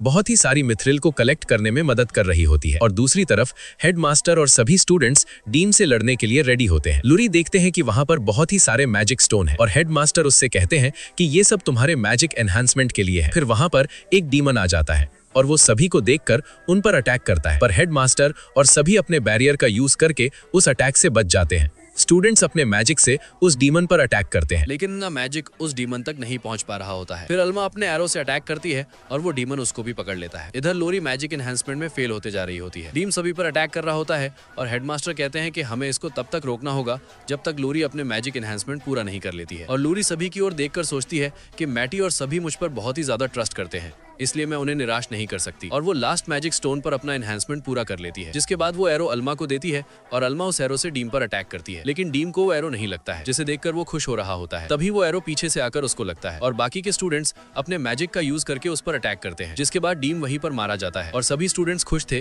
क्योंकि उन सभी ने पहली बार किसी डीम को हराया था। तभी वहां पर और भी डीमसन्स आ जाते हैं और उन्हें देखकर सब डर रहे होते हैं और अल्मा उनसे फाइट करने के लिए जा रही होती है। लूरी उससे कहती है कि तुम उनका सामना नहीं कर सकती हो और अल्मा लूरी से कहती है कि हमें हमें मैटी पर भरोसा रखना चाहिए और वो उन सभी को प्रोटेक्ट कर लेगा। और उसके बाद वहाँ पर मैटी आ जाता है और एक डीमन को खत्म कर देता है। मैटी उन सभी डीम को भागने का मौका देता है, पर वो मैटी की बात नहीं सुनते हैं और उस पर अटैक करने लगते हैं, जिसके बाद मैटी एक एक करके सभी डीमंस को अपनी सोर्स से काटने लगता है। फिर अल्मा और लूली दोनों को हक कर लेती है और उसके बाद मैटी बताता है कि उसने बैरियर का काम पूरा कर लिया है, जिसके बाद वो सभी नीचे आते हैं, जहाँ पर मैटी बैरियर को एक्टिवेट कर लेता है और पूरा रॉयल कैपिटल पर बैरियर लग जाता है। तभी एरिस बताती है कि बहुत ही सारे डीमसंस यहाँ पर आ रहे हैं और लूरी कहती है कि शायद ओ भी डेमन उस क्रिस्टल की वजह से यहाँ पर आ रहे होंगे। मैटी बताता है कि हमें उन सभी से डरने की जरूरत नहीं है और वैसे भी हम सभी मॉन्स्टर को हरा सकते हैं। उसके बाद वो सभी दीवार पर आ जाते हैं और हेडमास्टर एडवर्ड सभी स्टूडेंट से कहते हैं कि हमें उन सभी मॉन्स्टर को खत्म करना होगा और मॉन्स्टर अटैक करने के लिए आ रहे होते हैं, पर वो सभी मैटी के ट्रैप में फंसकर खत्म हो रहे होते हैं। इधर स्टूडेंट्स भी उन मॉन्स्टर को अपने मैजिक से हरा देता है और तभी एरिस बताती है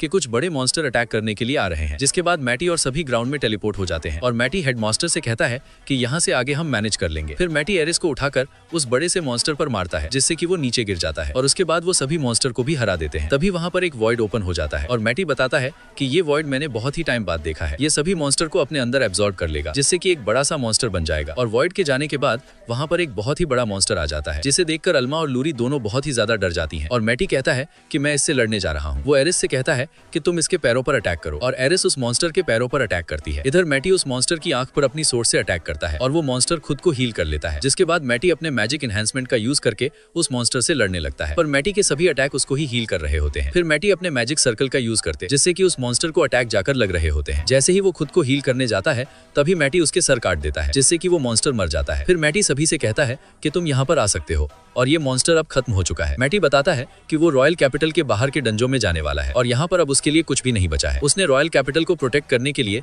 एक बैरियर भी बना दिया है और अगले दिन मैटी इस बारे में हेडमास्टर से बात करता है। हेडमास्टर मैटी से कहते हैं कि मुझे पता था कि तुम एक दिन इस एकेडमी को छोड़कर चले जाओगे, पर मुझे दुख इस बात का है कि स्टूडेंट्स अब तुमसे कुछ और नहीं सीख पाएंगे। मैटी बताता है कि वो बाहर के डेंजर्स में ड्रैगन वेनिस पर इन्वेस्टिगेट करने के लिए जा रहा है और हेडमास्टर इसके लिए मान जाते हैं। वो मैटी से कहते हैं कि तुम हमेशा यहाँ के स्टूडेंट रहोगे और अगर तुम्हें कभी भी मदद चाहिए होगी तो रॉयल कैपिटल तुम्हारी मदद जरूर करेगी। लूरी सोच रही होती कि मैटी यहाँ से जाने वाला है और वो इस बात से सैड थी। फिर हेडमास्टर कहता है कि तुम सब भी मैटी के साथ जा सकते हो और ये सुनने के बाद वो सभी खुश हो जाते हैं। मैटी, अल्मा, लूरी और आइरिस अपने न्यू एडवेंचर पर जाने के लिए निकल जाते हैं। वो सभी इस बात से बहुत ही ज्यादा एक्साइटेड होते हैं। मैटी और सभी अपने एडवेंचर पर जा रहे होते हैं और उन सभी को एक बच्चा देखकर बहुत ही खुश हो रहा होता है और उनकी जर्नी के लिए गुड लक कहता है, जिसे सुनने के बाद अल्मा और लूरी दोनों बहुत ही ज्यादा खुश हो जाती है और कहती है कि ससे हमें इस जर्नी पर बहुत ही ज्यादा मजे आने वाले हैं। फिर मैटी उनसे कहता है कि हम मजे करने के लिए नहीं जा रहे, हमें सबसे पहले हमें अपने मिशन को पूरा करना है, हम सभी मिलके में जाने वाले हैं। जिसे सुनकर अल्मा बताती है कि वो डंजो बहुत ही खतरनाक है और वहाँ पर 100 से भी ज्यादा फ्लोट्स हैं, लेकिन हमें परेशान होने की जरूरत नहीं है, हम डंजो सिटी में सेफ रहेंगे। और मैटी उनसे पूछता है कि ये डंजो सिटी क्या है। फिर लूरी बताती है कि डंजो सिटी के ऊपर एक सिटी बनाया गया है जिसे डंजो सिटी कहते हैं और ये सुनकर मैटी हैरान हो जाता है। वो सोचता है कि मेरे पास्ट लाइफ में तो ऐसा कुछ भी नहीं था और अल्मा मैप निकाल कर बताती है कि हमें मिलके डंजी जाने में बहुत ही दिन का टाइम लगेगा, जिस पर मैटी उनसे कहता है कि हम वहाँ पर एक दिन में पहुँच सकते हैं। और अल्मा कहती है कि तुम इस जंगल से जाने की बात कर रहे हो। फिर अल्मा उन्हें बताती है कि इस जंगल में बहुत ही सारे मंस्टर रहते हैं और उनमें से कुछ तो बहुत ही स्मार्ट भी हैं। ये सुनकर मैटी एक्साइटेड हो जाता है और कहता है कि मैं भी उन स्मार्ट मंस्टर को देखना चाहता हूँ। उसके बाद वो सभी उस जंगल में आ जाते हैं और अल्मा कहती है कि हमारे पास अभी भी टाइम है कि हमें यहाँ से चले जाना चाहिए। मैटी कहता है कि इसकी कोई भी जरूरत नहीं है और आइरिस बताती है कि अगर कोई मंस्टर हम पर अटैक करेगा तो मैं अपने ड्रैगन फॉर्म में आकर तुम सभी को बचाकर ले जाऊंगी। फिर मैटी उससे कहते हैं कि तुम्हारे विंग्स अभी पूरी तरीके से हील नहीं हुए और आइरिस कहती है कि इस बारे में मैं तो भूल ही चुकी थी। उसके बाद अल्मा रेस्ट करने के लिए कहती है और मैटी इसके लिए मान जाता है और सभी को भूख लग रही होती है, इसलिए मैटी लंच करने के लिए कहता है और अल्मा मैटी से पूछती है क्या वो अपने मैजिक से यहाँ पर खाना लेकर आ सकता है, जिस पर मैटी मना कर देता है और बताता है कि मैं यहाँ पर हंटिंग करने के लिए जा रहा हूँ। और इतना कहने के बाद मैटी वहाँ से चला जाता है। मैटी को जंगल में एक भी मंस्टर दिखाई नहीं दे रहा होता है और वो सोचने लगते हैं कि क्या यहाँ सच में मंस्टर स्मार्ट हैं। वो अपने से पावरफुल लोगों को देखकर डर जाते हैं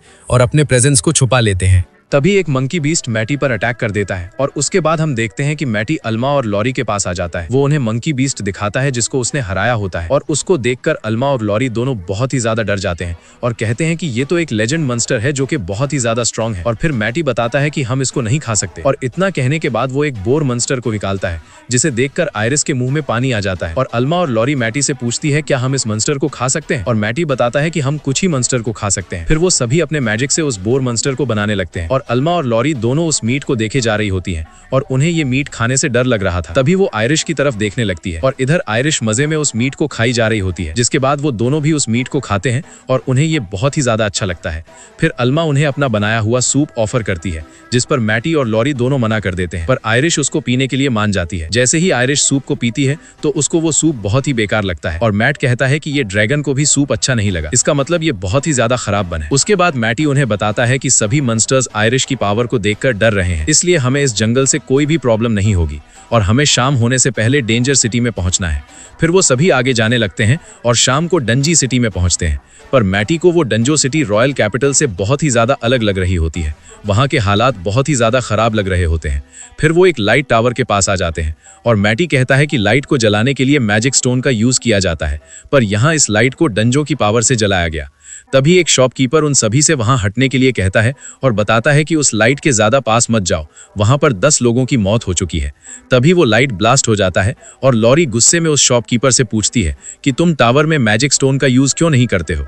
फिर वो शॉप ओनर बताता है कि पहले हम भी मैजिक स्टोन का यूज करते थे, पर वो बहुत ही ज्यादा रेयर होते हैं, जिस वजह से यहाँ की किंग ने ऑर्डर दिया है कि हम मैजिक स्टोन का यूज नहीं करेंगे। और मैटी सोचने लगता है कि यहाँ का किंग बहुत ही बेकार पर्सन है। फिर मैटी कहता है कि यहाँ पर कोई भी एडवेंचरर दिखाई नहीं दे रहा है, जिस पर वो शॉप ओनर बताता है कि यहाँ डंजो में एक स्ट्रॉन्ग मॉन्स्टर आ चुका है, जिस वजह से किंग ने उन सभी को डंजो में उस मॉन्स्टर से लड़ने के लिए भेज दिया है। और फिर मैटी और बाकी सभी वहां से जाने लगते हैं। मैटी बताता है कि यहाँ का किंग बेकार पर्सन है और उसको अपना काम भी करना नहीं आता है। उसने डंजो में उन लोगों को लड़ने के लिए भेज दिया है जिनके पास लड़ाई का कोई भी एक्सपीरियंस नहीं है और उनके वेपन्स की क्वालिटी भी बहुत ही ज्यादा खराब है। उसके बाद वो सभी वहां एक गिल्ड में आ जाते हैं और अल्मा पूछती है कि हम इस गिल्ड में क्यों आए हैं। मैटी बताता है कि डंजो के अंदर जाने के लिए हमें गिल्ड से परमिट लेना होगा और हम यहाँ पर परमिट के लिए आए हैं। फिर वो सभी रिसेप्शन पर आ जाते हैं और मैटी रिकेप से परमिट के लिए पूछता है, जिस पर वो मैटी को बताते हैं कि परमिट आने में थोड़ा टाइम लगेगा, क्योंकि यहाँ पर परमिट के लिए किंग के ऑर्डर को फॉलो करना पड़ता है। और यहाँ के सभी रूल्स मैटी को बता देती है। मैटी को उन सभी रूल से कोई भी फर्क नहीं पड़ रहा होता है, क्योंकि वो तो बस इस डंजो को क्लियर करने के लिए आया होता है। वहां गिल्ड में बैठे 2 एडवेंचरर भी मैटी का मजाक उड़ा रहे होते हैं और कहते हैं कि हम इस डंजो के मॉन्स्टर को भी नहीं हरा पाए तो भला ये बच्चे क्या ही कर पाएंगे। तभी वहां पर एक लड़की आती है और वो पूछती है कि यहाँ पर कोई हीलिंग मैजिक जानता है। बहुत ही सारे लोग इंजर्ड हो चुके हैं और उन्हें जल्दी से हीलिंग मैजिक की जरूरत है।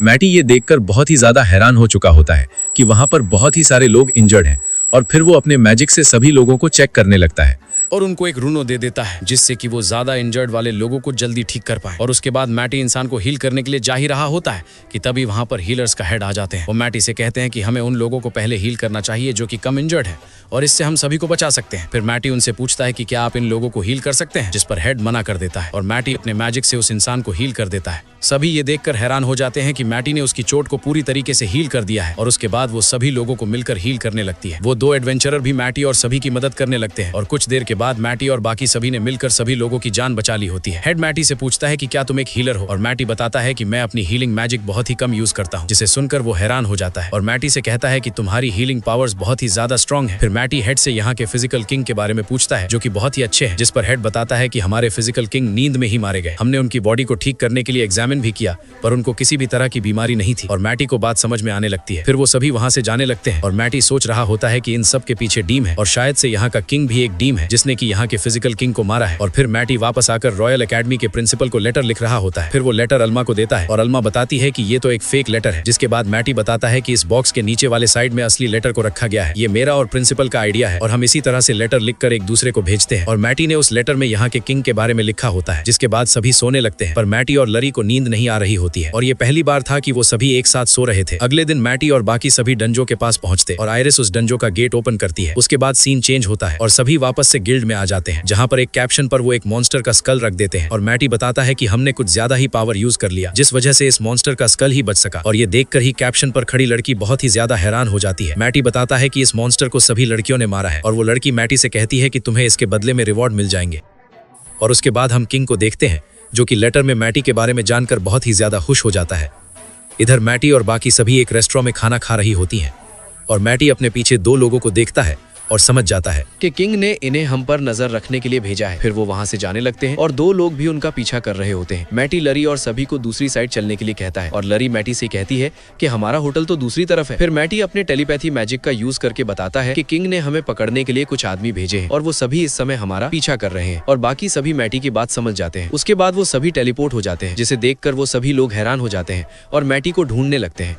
तभी उनके पीछे मैटी आ जाता है और उनसे कहता है कि मैं अपने होटल का रास्ता भूल चुका हूँ, तो क्या आप मुझे होटल का रास्ता बता सकते हो? जिस पर उनमें से एक मैटी को होटल का रास्ता बता देता है और मैटी उससे कहता है कि मैंने तुम्हें ये तो नहीं बताया कि मैं किस होटल में रह रहा हूँ, तो भला तुम्हें कैसे पता चला कि मेरा होटल उस तरफ है? अब वो लोग सब समझ गए होते हैं कि मैटी को सब कुछ पता चल चुका है, इसीलिए वो मैटी को पकड़ लेते हैं और सभी से कहते हैं कि हमें किंग ने भेजा है तुम्हें पकड़ने के लिए, अब तुम सब हमारे साथ चलोगे। और मैटी भी डरने की एक्टिंग कर रहा होता है, जिसे देखकर लरी और अल्मा दोनों हंसने लगती है। उन सभी को लग रहा होता है कि मैटी उन सब में से सबसे कमजोर है और बस हीलिंग मैजिक ही आता है उसको, पर वो ये नहीं जानते कि मैटी बहुत ही ज्यादा स्ट्रांग है। और उसके बाद मैटी आइरिस से कहता है कि तुम इन सभी को मारकर बेहोश कर दो। आइरिस उनसे लड़ने के लिए आगे आती है और इधर एक आदमी आइरिस पर अपने वेपन से अटैक करता है, पर उसका वेपन ही टूट जाता है। आइरिस उन सभी को मारकर बेहोश कर देती है और इधर मैटी के पास प्रिंसिपल का लेटर आया होता है और मैटी उस लेटर को पढ़ने लगता है। उस लेटर में लिखा होता है कि रॉयल अकेडमी से एक आदमी यहाँ पर मैटी से मिलने के लिए आने वाला है और वो उसको डंजो में मिलेगा। फिर मैटी ये बात अल्मा और लरी को बताता है और उसके बाद सभी डंजो में चले जाते हैं, जहाँ पर उन्हें कोई भी दिखाई नहीं दे रहा होता है। लरी मैटी से कहता है कि वो अभी शायद से यहाँ पर नहीं आया है और मैटी कहता है कि वो यहाँ पर आ चुका है और उस आदमी को सामने आने के लिए कहता है। फिर एक आदमी उनके सामने आता है और वो मैटी से कहता है कि मुझे रॉयल कैपिटल से भेजा गया है और मेरा नाम इका है। वो मैटी से कहता है कि मुझे किंग ने छुपने का ऑर्डर दिया था और उन्हें पता था कि मैटी उसे ढूंढ लेगा और अगर मैटी की जगह पर कोई और होता तो वो मुझे नहीं ढूंढ पाता। फिर इका मैटी से कहता है कि मैं यहाँ पर डंजो सिटी से किंग को अरेस्ट करने के लिए आया हूँ और किंग ने मुझे इसके ऑर्डर भी दिए। मैटी उनकी मदद करने के लिए मान जाता है और अल्मा और लरी से पूछते हैं क्या हमें इनकी मदद करनी चाहिए, जिस पर वो सभी मान जाती है। और फिर मैटी किंग के मेंशन से बाहर आ जाता है और वो अपने मैजिक का यूज करके देखता है कि मेंशन के बाहर पहले से ही बहुत ही सारे लोग हैं और वो शायद से हमें रोकने के लिए आए हैं। फिर इका कहता है कि हमारे प्लान के बारे में इन्हें कैसे पता चला और अब हमें किसी और दिन इनको पकड़ने के लिए आना होगा, पर मैटी मना कर देता है और बताता है कि हम मेंशन के अंदर जाकर किंग को पकड़ेंगे और उसके बाद वो सभी अंदर आते हैं। तभी उन पर सभी लोग अपने मैजिक से अटैक कर देते हैं, जिसे लरी अपने बैरियर से रोक देती है और मैटी उन सभी को अपने लाइट मैजिक का यूज करके हरा देता है। मैटी कहता है कि किंग यहाँ पर नहीं है और लरी बताती है किंग ऊपर अपने ऑफिस में होगा, जिस पर मैटी कहता है कि किंग वहां पर भी नहीं है।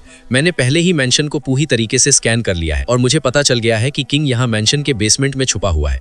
फिर इका बताता है कि इस मैप में बेसमेंट के बारे में कुछ भी इंफॉर्मेशन नहीं है और मैटी वहां दीवार पर एक फोटो को टच करता है, जिससे कि बेसमेंट का रास्ता खुल जाता है। और इधर किंग सोच रहा होता है कि क्या उन सभी लोगों को मैटी ने रोक दिया होगा, लेकिन अगर ऐसा होता तो इस समय वो सभी खुशी से चिल्ला रहे होते हैं। और इसका मतलब वो मैटी से हार गए हैं। फिर मैटी किंग के सामने आ जाता है और किंग उसको देखकर उससे पूछता है कि तुम कौन हो। असल में किंग को मैटी के बारे में नहीं पता होता कि वो दिखने में कैसा है। उसके बाद मैटी के दोस्त भी वहां पर आ जाते हैं और मैटी किंग को अपना नाम बताता है। उसके बाद किंग मैटी से कहता है कि मुझे पता है कि तुम यहाँ पर आओगे, इसलिए मैंने पहले यहाँ पर अपने बहुत ही सारे आदमी तुम्हें रोकने के लिए रखे हैं। और वो अटैक करने के लिए बोलता है, जिसके बाद बहुत ही सारे लोग मैटी पर अटैक करते हैं, पर मैटी उन सभी को हरा देता है और किंग को समझ में आ जाता है कि मैटी बहुत ही ज्यादा पावरफुल है। फिर एक किंग से पूछते हैं कि मुझे रॉयल कैपिटल से ऑर्डर मिला है कि मैं तुम्हें यहाँ पर अरेस्ट करने के लिए आया हूँ, जिसे सुनने के बाद किंग उससे कहता है कि तुम मुझे अरेस्ट नहीं कर सकते हो। और तभी मैटी किंग को मारकर बेहोश कर देता है और वो से कहता है कि तुम इसको अपने साथ रॉयल कैप्टन ले चलो और मुझे यहाँ पर इनके साथ इन्वेस्टिगेट करना है कि किंग को हमारे प्लान के बारे में कैसे पता चला। तभी वहाँ पर मैटी को एक लेटर मिलता है जिस पर लिखा होता है कि तुम्हें पकड़ने के लिए कोई आने वाला है। फिर मैटी अपने मैजिक का यूज करके लेटर को स्कैन करता है और उसको पता चलता है कि ये लेटर एक डीम ने भेजा है। मैटी कहता है कि मैं उस डीम का पता करने के लिए जा रहा हूँ और सच से वो डीम यहाँ डंजो के अंदर होगा। लॉरी मैटी से कहती है क्या डीमंस मैजिक स्टोन के लिए ये सब कर रहे हैं, और मैटी बताता है कि ऐसा नहीं है, वो असल में डंजो वाइन्स के पीछे है और यहाँ मिल्कन डंजो के वाइन्स बहुत ही ज्यादा रेयर है और अगर वो डीमंस के हाथ लग गए हैं तो डीमंस उसका यूज करके किंगडम को भी तबाह कर सकते हैं, इसलिए हमें उन्हें रोकना होगा।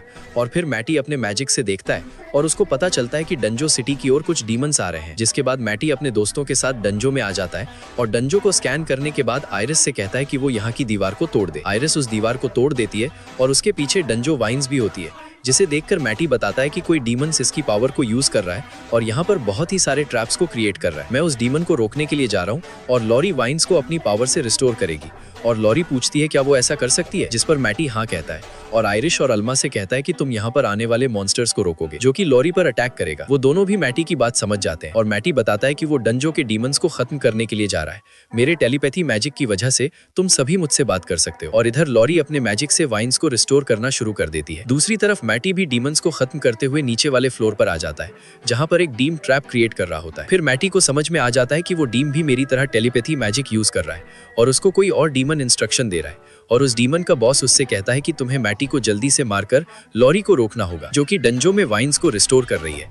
फिर मैटी उस डीम पर अटैक करता है लेकिन वो मैटी के अटैक को अपने बैरियर से रोक लेता है और मैटी से कहता है कि तुम मेरे बैरियर को नहीं तोड़ सकते हो। फिर उस डीम का बॉस उससे कहता है कि तुम्हें जल्दी से मैटी को हराना है क्योंकि ये बहुत ही ज्यादा स्ट्रांग है और डीमन मैटी पर लगातार अटैक किए जा रहा होता है पर मैटी उसके सभी अटैक से बच जाता है और डीम अपने बॉस से पूछता है कि मुझे इसकी पावर खत्म होने तक का वेट करना होगा।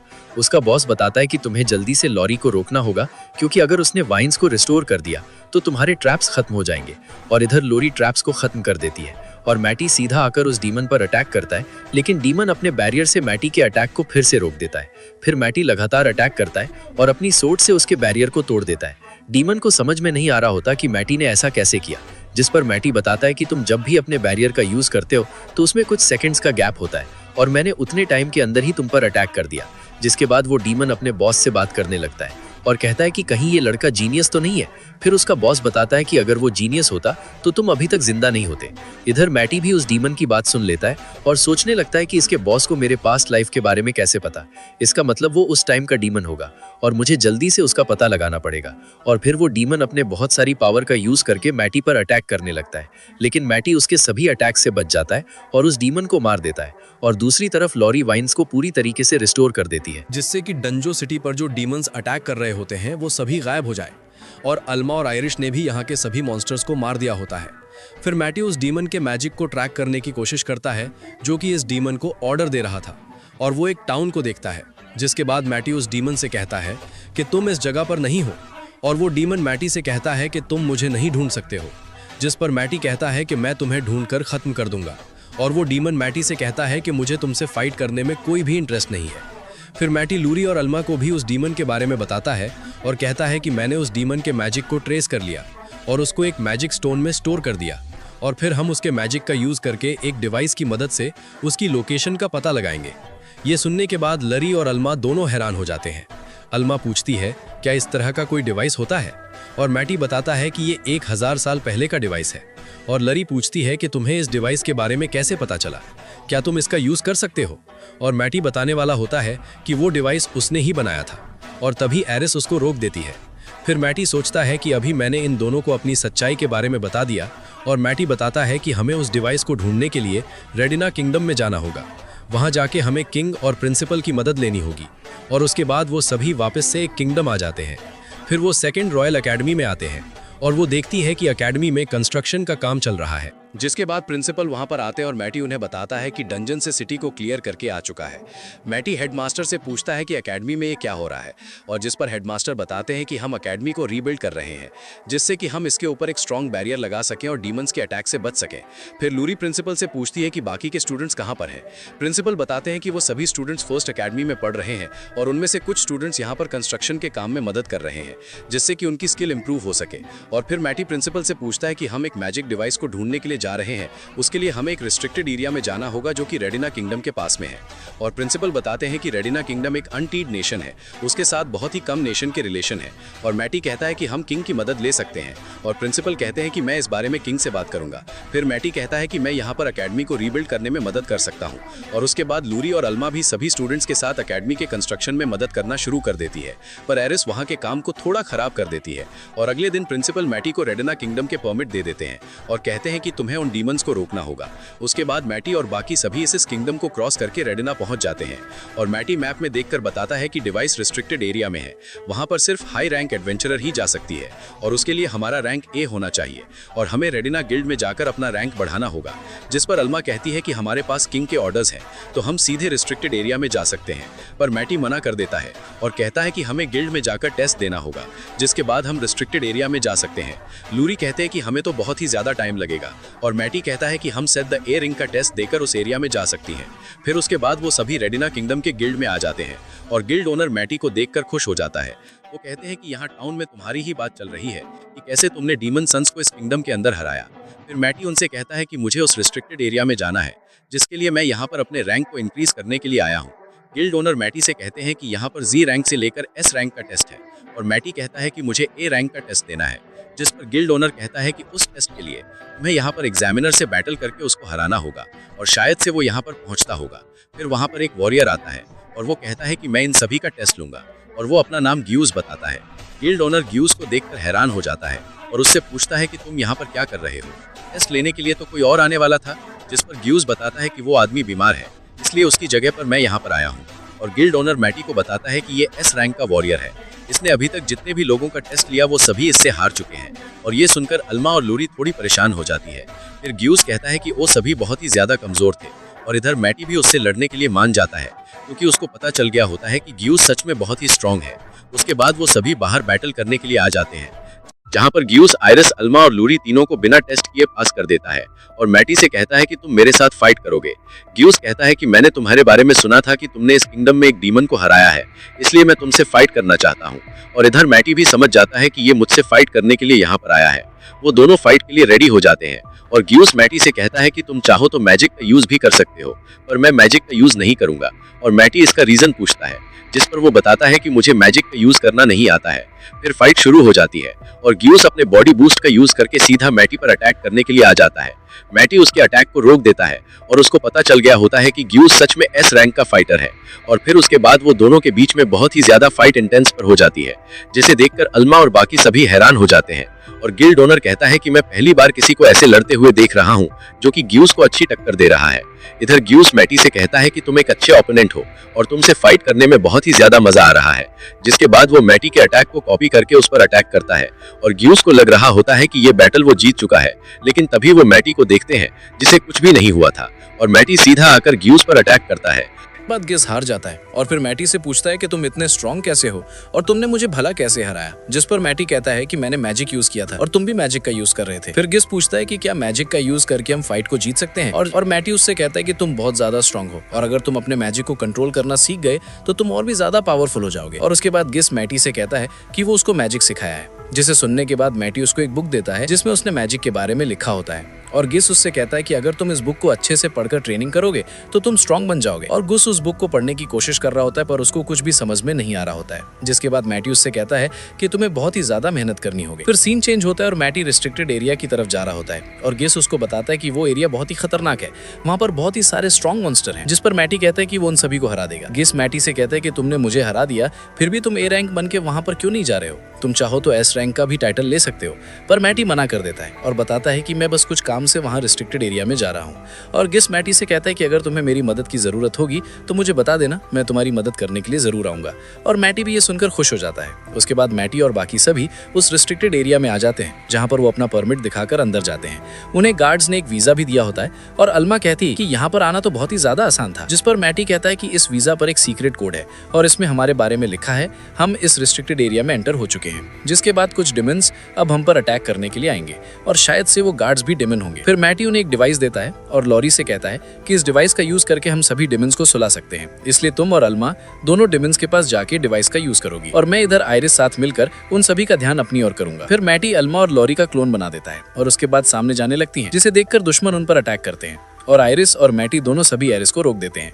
आयरिस उन पर अटैक करने के लिए जारी होती है पर मैटी उसको रोक देता है और उससे कहता है कि तुम उन सभी को मार दोगी, इसलिए तुम्हारा अटैक करना ठीक नहीं होगा। और इधर अल्मा और लॉरी दोनों उन सभी दुश्मन के पीछे जा चुकी होती हैं। लॉरी उस डिवाइस का यूज करती है जो कि उसको मैटी ने दिया होता है और उस डिवाइस के अंदर एक स्मोक आता है, जिसे स्मेल करने के बाद सभी नींद में चले जाते हैं और मैटी उन सभी के पास आता है और वो देखता है कि अब वो सो चुके हैं। तो दोस्तों, जैसा कि आप लोगों ने कहा था, हमने पार्ट 4 से वॉइस क्वालिटी को सुपर्ब तरीके से इम्प्रूव किया है और बैकग्राउंड म्यूजिक को भी पूरा चेंज कर दिया है। कमेंट करके जरूर बताना कि आपको ये नया बदलाव कैसा लगा। और हाँ, एक जरूरी बात, ये इस एनिमे का आखिरी पार्ट है। सीजन 2 अभी तक रिलीज नहीं हुआ है, इसलिए अभी नया पार्ट नहीं आ पाएगा। पर चिंता मत करिए, हम जल्द ही एक नई और धमाकेदार एनिमे सीरीज शुरू करेंगे। तब तक के लिए लाइक और सब्सक्राइब करना मत भूलना। बाद में हम मटायस के ग्रुप को फोर्टिया शहर के सामने देखते हैं, रूरी डीमंस को महसूस कर सकती थी और उसने बताया कि शहर में 30 दुश्मन डीमंस हैं। मटायस ने कहा कि डीमंस शायद इंसानों का भेष बदलकर छुपे हुए हैं। रूरी और आल्मा डर गए थे कि शहर में 30 डीमंस हैं, इसीलिए मटायस ने जवाब दिया कि डेमी डीमंस कमजोर होते हैं। नतीजन वो एक टीम की तरह साथ मिलकर लड़ते हैं। मटायस के पास डीमंस को हराने का प्लान पहले से ही था, इसीलिए उसने लड़कियों को एक सीक्रेट एंट्रेंस दिखाया। फिर वो फोर्टिया शहर के अंडरग्राउंड इलाके में गए। अचानक रूरी एक छोटे चूहे से डर गई तो रूरी ने माफी मांगी और मटायस ने जवाब दिया कि सब ठीक है। उसके बाद वो आगे बढ़े और मटायस ने पास ही एक दुश्मन डीमन का पता लगाया। वो आगे नहीं जा सकते थे, पर मटायस ने एक स्पेल यूज किया। वो एक भूत की तरह दीवारों के पार चल सकता था और उसने स्पेल से दुश्मन डीमन को हिप्नोटाइज कर दिया। आयरिस तब डीमन का चेहरा पेंट करना चाहती थी, पर मटायस ने उसकी बेवकूफ़ी भरी हरकत को रोक दिया। उसके बाद हम मटायस के ग्रुप को फोर्टिया शहर के सेंटर में देखते हैं। शहर के लोग ज़ॉम्बीज की तरह चल रहे थे। मटायस ने गेस किया कि वो वॉकिंग डेड सीरीज में है, इसीलिए उसने एक स्पेल यूज किया और पता लगाया कि लोगों को डीमंस कंट्रोल कर रहे हैं। बाद में मटायस के ग्रुप ने ढूंढ निकाला कि डीमंस ने मैजिक सिंबल का इस्तेमाल करके लोगों को जंकीज बना दिया है। इसके बाद मटायस डीमंस को बेवकूफ बनाने के लिए नकली सिंबल्स बनाता है। मटायस ने कहा कि आयरिस को एक जंकी की तरह एक्टिंग करनी चाहिए। अचानक लड़खड़ाते हुए आयरिस ठोकर खाकर गिर गई और तुरंत एक डीमन वहां आ गया। उसने सोचा कि स्पेल उस पर बहुत ज्यादा असर कर गया है और मटायस का ग्रुप कामयाबी से फैक्ट्री के अंदर घुसने में सफल रहा। तब उन्होंने देखा कि शहर के लोग बहुत सारे मैजिक स्टोन्स माइन कर रहे हैं। मटायस ने कहा कि मैजिक स्टोन्स खतरनाक हैं क्योंकि बहुत सारे मैजिक स्टोन्स के साथ वो एक बड़ा धमाका कर सकते हैं। मटायस को पता था कि उन्होंने अभी तक इतने मैजिक स्टोन्स जमा नहीं किए हैं कि एक किंगडम को तबाह कर सके। उसके बाद उसने इंसानों को बचाने और डीमंस को हराने का एक प्लान बनाया। आगे मटायस ने जंग की तैयारी के लिए शहर का नक्शा यानी मैप देखा। फिर मटायस ने समझाया कि डीमंस के सारे सेंसेस आपस में जुड़े हुए हैं। रूरी और आल्मा मायूस थे, पर मटायस ने कहा कि उसके पास उन्हें आराम से खत्म करने का एक प्लान है। खैर, ईविल डीमंस को खत्म करने का मिशन शुरू हो गया। मटायस ने एनर्जी की एक बहुत बड़ी बीम समन की, जिन्होंने डीमंस को अलर्ट कर दिया। डेमी डीमंस के लीडर ने बाकी डीमंस को मैजिकल एनर्जी का पता लगाने का ऑर्डर दिया, इसलिए सारे डीमंस मैजिक पावर को सेंस करने की कोशिश करने लगे और उन्होंने अपनी पोजीशंस ले ली। अचानक वो आयरिस के जाल में फंस गए और मटायस ने पीछे से डेमी डीमंस पर अटैक कर दिया। हालांकि सारे डीमंस धीरे धीरे हारने लगे और मटायस दुश्मनों को आराम से साफ करने में कामयाब रहा। डीमंस कंफ्यूज थे और वो उसके अटैक्स को रोक नहीं पाए। फिर कुछ देर पहले हम मटायस को रूरी और आल्मा को अपना प्लान समझाते हुए देखते हैं। उसने आयरिस को दुश्मनों का ध्यान भटकाने के लिए चारे के तौर पर इस्तेमाल किया था। मटायस ने प्लान किया था कि आयरिस डेमी डीमंस को सेंटर से दूर ले जाने की कोशिश करेगी, इसीलिए आयरिस चिढ़ गई थी क्योंकि उसे फिर से चारा बनना पड़ा था। उसके बाद मटायस डीमन से लड़ना जारी रखा और आयरिस दुश्मनों को अपनी तरफ खींचती रही। वो एक अच्छी टीम थी, इसलिए वो अनगिनत डीमंस को हराने में कामयाब रहे। बाद में आयरिस डीमंस को अपनी तरफ खींचती रही और बाकी सब ने छुपकर उन पर अटैक करना शुरू कर दिया। डीमंस ने सोचा कि आयरिस अकेली है और किसी को नहीं पता था कि उसके अभी भी दोस्त हैं जो शैडोज से उसे सीक्रेटली सपोर्ट कर रहे थे। डेमी डीमंस का लीडर तब सोचने लगा कि वो इतनी जल्दी कैसे हार गए। उसे शक हुआ कि माशा का ग्रुप ट्रैप्स इस्तेमाल कर रहा है, इसलिए डीमंस ने और दुश्मनों को ट्रैक करने की कोशिश की, लेकिन अल्मा और रूरी ने अपनी मौजूदगी पूरी तरह मिटा दी थी। डीमंस दुश्मनों को ट्रैक करने में नाकाम रहे और धीरे धीरे सब मारे गए। अचानक लीडर को समझ आ गया कि वो उन्हें कैसे हरा पाए थे। इसी बीच माशा के ग्रुप ने पहले ही 22 डीमंस को हरा दिया था। फिर लीडर ने एक लाश को देखा और उसने हमलों के 2 अलग अलग निशान नोटिस किए। डेमी डीमंस के लीडर ने फिर अपने मेंबर्स को उनके हालात के बारे में बताया। लीडर का इरादा मैजिक क्रिस्टल्स इस्तेमाल करने का था, क्योंकि वो पूरे शहर को तबाह करना चाहता था। अचानक एक डीमन मारा गया और एस रैंक एडवेंचरर गायलॉस सामने आया। डीमंस को लगा कि एडवेंचरर गायलॉस ही वो छुपा हुआ असैसिन है। मतियस ने अपने साथी की ऑरा महसूस की और वो खुश था कि शहर में मदद आ गई है। इसका नतीजा ये हुआ कि मतायस बिना ध्यान खींचे पीछे से डीमंस पर हमला करने में कामयाब रहा। अचानक डीमंस मतायस पर हमला करना चाहते थे, लेकिन आयरिस ने डीमंस पर अपना स्पीयर फेंक दिया। फिर मतायस ने और भी डीमंस को हराया और इतने बेहतरीन डिस्ट्रैक्शन के लिए आयरिस का शुक्रिया अदा किया। इसी दौरान जिलियस डीमन लीडर से लड़ रहा था, लेकिन वो बहुत ताकतवर था। डीमन ने जिलियस को घायल कर दिया और मतायस ने पूछा कि क्या उसे मदद चाहिए। जिलियस डीमन के खिलाफ लड़ना जारी रखना चाहता था। फिर डेमी डीमंस के लीडर ने इंसानों को नीचा दिखाया। इसके बाद दोनों फाइटर्स ने अपनी फिजिकल स्ट्रेंथ बढ़ाई और दोनों ने एक दूसरे को मुक्का मारा। कोई भी अपने दुश्मन पर भारी नहीं पड़ पा रहा था, लेकिन मतायस को यकीन था कि उसका साथी जिलियस जीत सकता है। फिर जिलियस को पीछे ढकेल दिया गया और डीमन ने उसकी बेइज्जती की। जिलियस को गुस्सा आ गया और उसने एक नई टेक्निक दिखाई जिससे वो डीमन लीडर को बुरी तरह घायल कर सका। जिलियस की ताकत खत्म हो गई और डीमन ने तलवार के वार से जिलियस को जख्मी कर दिया। लेकिन जिलियस जिद्दी बना रहा और उसने अपनी आखिरी ताकत के साथ डीमन पर हमला किया। दोनों फाइटर्स बुरी तरह जख्मी थे, लेकिन दोनों ही लड़ाई जीतना चाहते थे। फिर दोनों फाइटर्स ने अपनी पावर्स निकाली और अपनी तलवारों से एक दूसरे पर अटैक किया। अचानक सूरज निकल आया और जिलियस लड़ाई जीतने में कामयाब रहा। मतायस ने जिलियस को उसकी जीत पर बधाई दी और उसने सोचा कि लड़ाई खत्म हो गई है। अचानक दुश्मन के मरने से ठीक पहले उसकी आंखें खुली। डीमन अचानक जाग गया और उसने रूरी और अल्मा पर हमला करने की कोशिश की। मतायस ने सही वक्त पर दोनों लड़कियों को बचा लिया। मतायस ने पहले से भी ज्यादा ताकतवर ऑरा महसूस की और वो डीमन बोलने लगा। वो डीमन दरअसल एक और भी ज्यादा ताकतवर डीमन के कब्जे में था। उसने मतायस को मैसेज भेजने के लिए उस लाश का इस्तेमाल किया। मतायस को पता था कि सिर्फ एक खास डीमन के पास ही इतनी ताकतवर मैजिक करने की काबिलियत होती है। अचानक जिलियस ने मतायस से मदद मांगी तो मतायस ने उसे हील किया। एडवेंचरर जिलियस ठीक हो गया और उसने थैंक्स कहा। इसी बीच गांव वाले हिप्नोसिस स्पेल से आजाद हो गए और वो सब काफी कंफ्यूज थे। गिलॉयस ने कहा कि उसने सिचुएशन संभाल ली है और उसने इमरजेंसी ऑथराइजेशन लॉ के बारे में बताया। मतायस के ग्रुप को पता चला कि अब वो टेम्पररी तौर पर स्टेट की कमांड में है। गिलॉयस ने फिर लीडरशिप संभाली और उसने शहर के लिए एक नया लॉर्ड चुना। मतायस का ग्रुप गिलॉयस के फैसले से हैरान था।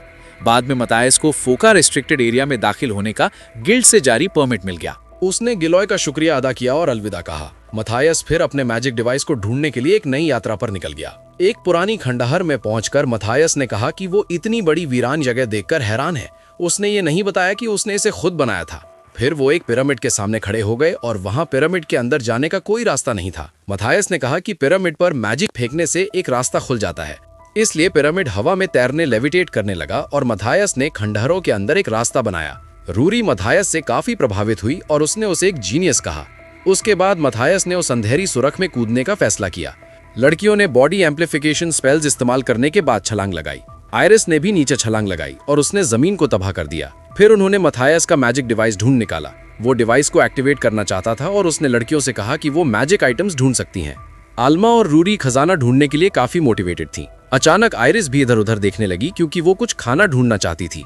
मथायस ने फिर अपना डिवाइस एक्टिवेट किया और रूरी को उसके पिछले जन्म की एक पुरानी तलवार मिली। मथायस चिंतित था क्योंकि वो जानता था कि मिली हुई तलवार बेकार थी। उसे याद आया कि उसके अतीत में एक ऐसा वक्त था जब उसने ऐसे हथियार डिजाइन किए थे जो दिखने में कूल थे पर असल में बहुत ही ज्यादा कमजोर थे। इसके बाद आल्मा को एक विशाल भाला मिला और मथायस ने समझाया कि इसमें बहुत सी गलतियां हैं जो इस्तेमाल करने पर सबको मार सकती हैं। आल्मा दंग रह गई और आयरिस प्रिजर्व्ड खाने के साथ वहां आई। वो हजारों साल पुराने थे और कैंस खोलने के बाद आयरिस बेहोश हो गई। मथायस ने फिर मैजिकल डिवाइस एक्टिवेट किया जिससे जमीन हिलने लगी और मथायस ने कहा कि वो मेल्कियोर के डीमन लीडर की मैजिक पावर को ट्रैक करना चाहता है। मैजिक डिवाइस ने ढेर सारा डेटा दिखाया। रूरी को पता चला कि जिस डीमन को वो ढूंढ रहा है वो सबसे खतरनाक और सबसे ताकतवर है। मथायस ने कहा कि वो शायद पहले ही पूरी इंसानियत को खत्म करने की प्लानिंग कर रहा है और वो उसे ढूंढने के लिए एक मैजिक क्रिस्टल का इस्तेमाल कर सकते हैं। आल्मा को वो मैजिक क्रिस्टल याद आया जो उन्हें डंजन में मिला था। नतीजतन मथायस ने मैजिक क्रिस्टल को मैजिक डिवाइस में रखा। अचानक बिजली चमकी जिसने सिस्टम को ओवरलोड कर दिया। कंप्यूटर डिवाइस ने अलार्म बजाया और सब कुछ लाल रंग में चमकने लगा। मथायस को पता चला कि सार्डियस की सील जल्द ही टूटने वाली है। मथायस ने कहा कि सार्डियस इस वक्त उससे ज्यादा ताकतवर है। लड़कियां चिंतित थीं और उन्हें यकीन नहीं हो रहा था कि कोई डीमन मथायस से ज्यादा ताकतवर हो सकता है। साथ ही मथायस ने कहा कि एक इमॉर्टल स्पेल की मदद से वो उसे हराने के लिए सैकड़ों सालों तक ट्रेनिंग कर पाएंगे। इस दौरान लगभग सारे इंसान खत्म हो चुके होंगे और उन्हें इंसानियत को फिर से बसाना होगा। लड़कियां डरी हुई थीं, पर मथायस के पास सैकड़ों सालों तक ट्रेनिंग करने के अलावा और कोई प्लान नहीं था। अचानक उसे एक आइडिया आया। उसके पास एक ताकतवर हथियार ढूंढने का आइडिया था, इसलिए मथायस ने एक लेजेंडरी तलवार ढूंढने का प्लान बनाया। नतीजतन उसे रॉयल चेंबर में अपनी पुरानी तलवार मिल गई। इसी बीच डीमन सार्डियस को आजादी मिल गई। बाद में मथायस ने आल्मा और रूरी को क्रिस्टल्स दिए जिनमें उसकी तलवार का पता लगाने की काबिलियत थी। अचानक उन्हें सार्डियस की ताकतवर ऑरा महसूस हुई। मतायस ने कहा कि उन्हें जल्द ही लेजेंडरी तलवार ढूंढनी होगी। मतायस सार्डियस को रोकना चाहता था और लड़ाई में ना मरने की कोशिश करना चाहता था। कैपिटल पहुंचने से पहले रूरी ने कहा कि वो तलवार उसके पास ले आएंगे। मतायस ने अपने दोस्तों पर भरोसा किया और उन्होंने अपना प्लान शुरू किया। इसके बाद रूरी और अल्मा रॉयल चेंबर में घुसना चाहते थे और वो बैरियर देखकर पैनिक करने लगे। दोनों लड़कियां कामयाबी से बैरियर के पार जाने में सफल रहीं। इसी दौरान मतायस ने अपने हमले की तैयारी की। उसने अपनी तलवार को ताकतवर बनाया और आयरिस से कहा कि वो डीमन के स्पेस स्पेल्स को रोकने के लिए एक अटैक करना चाहता है। मतायस को यकीन नहीं था कि उसका प्लान कामयाब होगा या नहीं, पर उसे उम्मीद थी कि वो काफी वक्त खरीद पाएगा। फिर हम अल्मा और रूरी को रॉयल पैलेस की तरफ भागते हुए देखते हैं। अल्मा को शक था कि क्या वो रॉयल चेंबर में घुस पाएंगे। रूरी ने उनका हौसला बढ़ाया और कहा कि वो ये कर सकते हैं।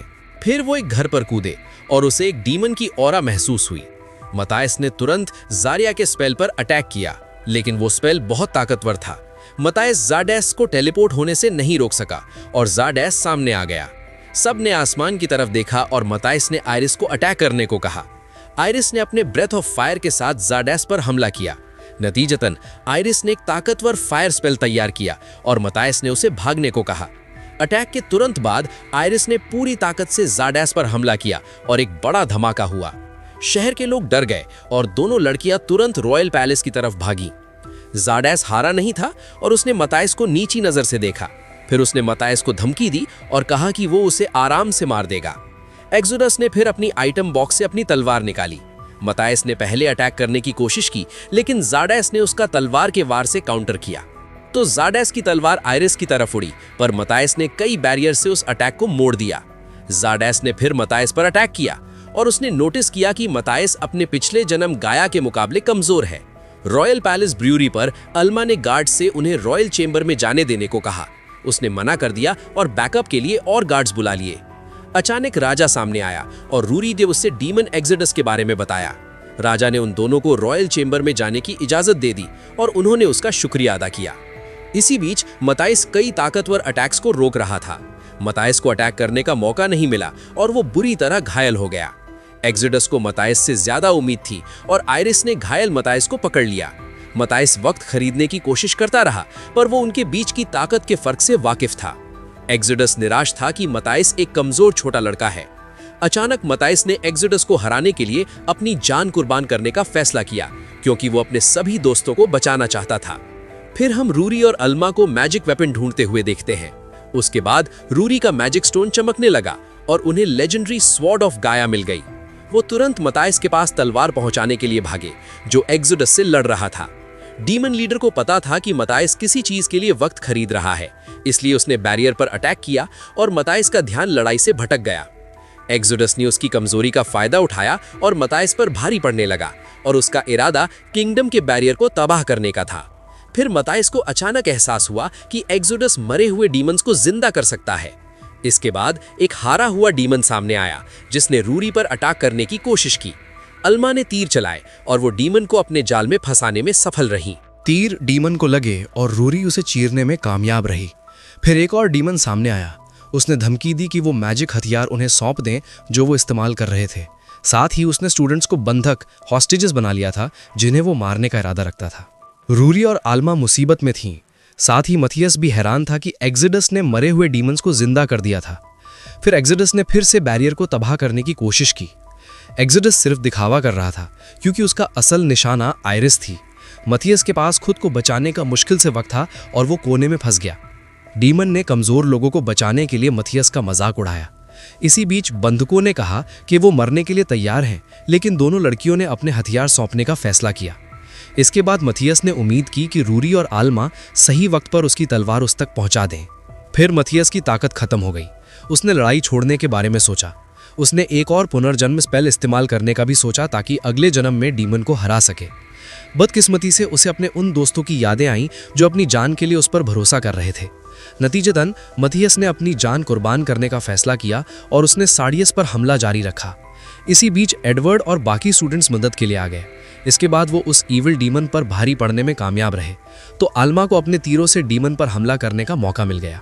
उसके बाद बाकी स्टूडेंट्स ने डीमन को बांध दिया। फिर हम मथियस को अपने जीवन ऊर्जा यानी कि लाइफ एनर्जी का कुछ हिस्सा मैजिकल पावर में बदलते हुए देखते हैं, ताकि वो डीमन से लड़ना जारी रख सके। और उसने आल्मा और रूरी पर भरोसा किया, जो उसके लिए तलवार लाना चाहती थी। तो उसने आयरिस के साथ मिलकर हमला किया, लेकिन उसका हमला रोक दिया गया। आयरिस जमीन पर गिर गई और उसने कहा कि आल्मा और रूरी को तुरंत मथियस की तरफ तलवार फेंकनी चाहिए। जब मथियस को तलवार मिली उसे डीमन सार्डियस ने मार दिया और उसके दोस्त दंग रह गए। मथियस पर वार किया गया और लड़कियों को यकीन नहीं हो रहा था कि मथियस, उनकी आखिरी उम्मीद, मर चुका है। रूरी रो रही थी और वो उसका नाम चीख रही थी। अचानक लेजेंडरी तलवार चमकने लगी और मथियस तुरंत हील हो गया। मथियस ने कहा कि उसकी तलवार उसकी मौत से एक्टिवेट होती है। मथियस अपनी इस मास्टरपीस को पाकर खुश था क्योंकि तलवार उसे बहुत ज़्यादा मैजिक देती है जिसका असर स्टेरॉइड्स जैसा होता है।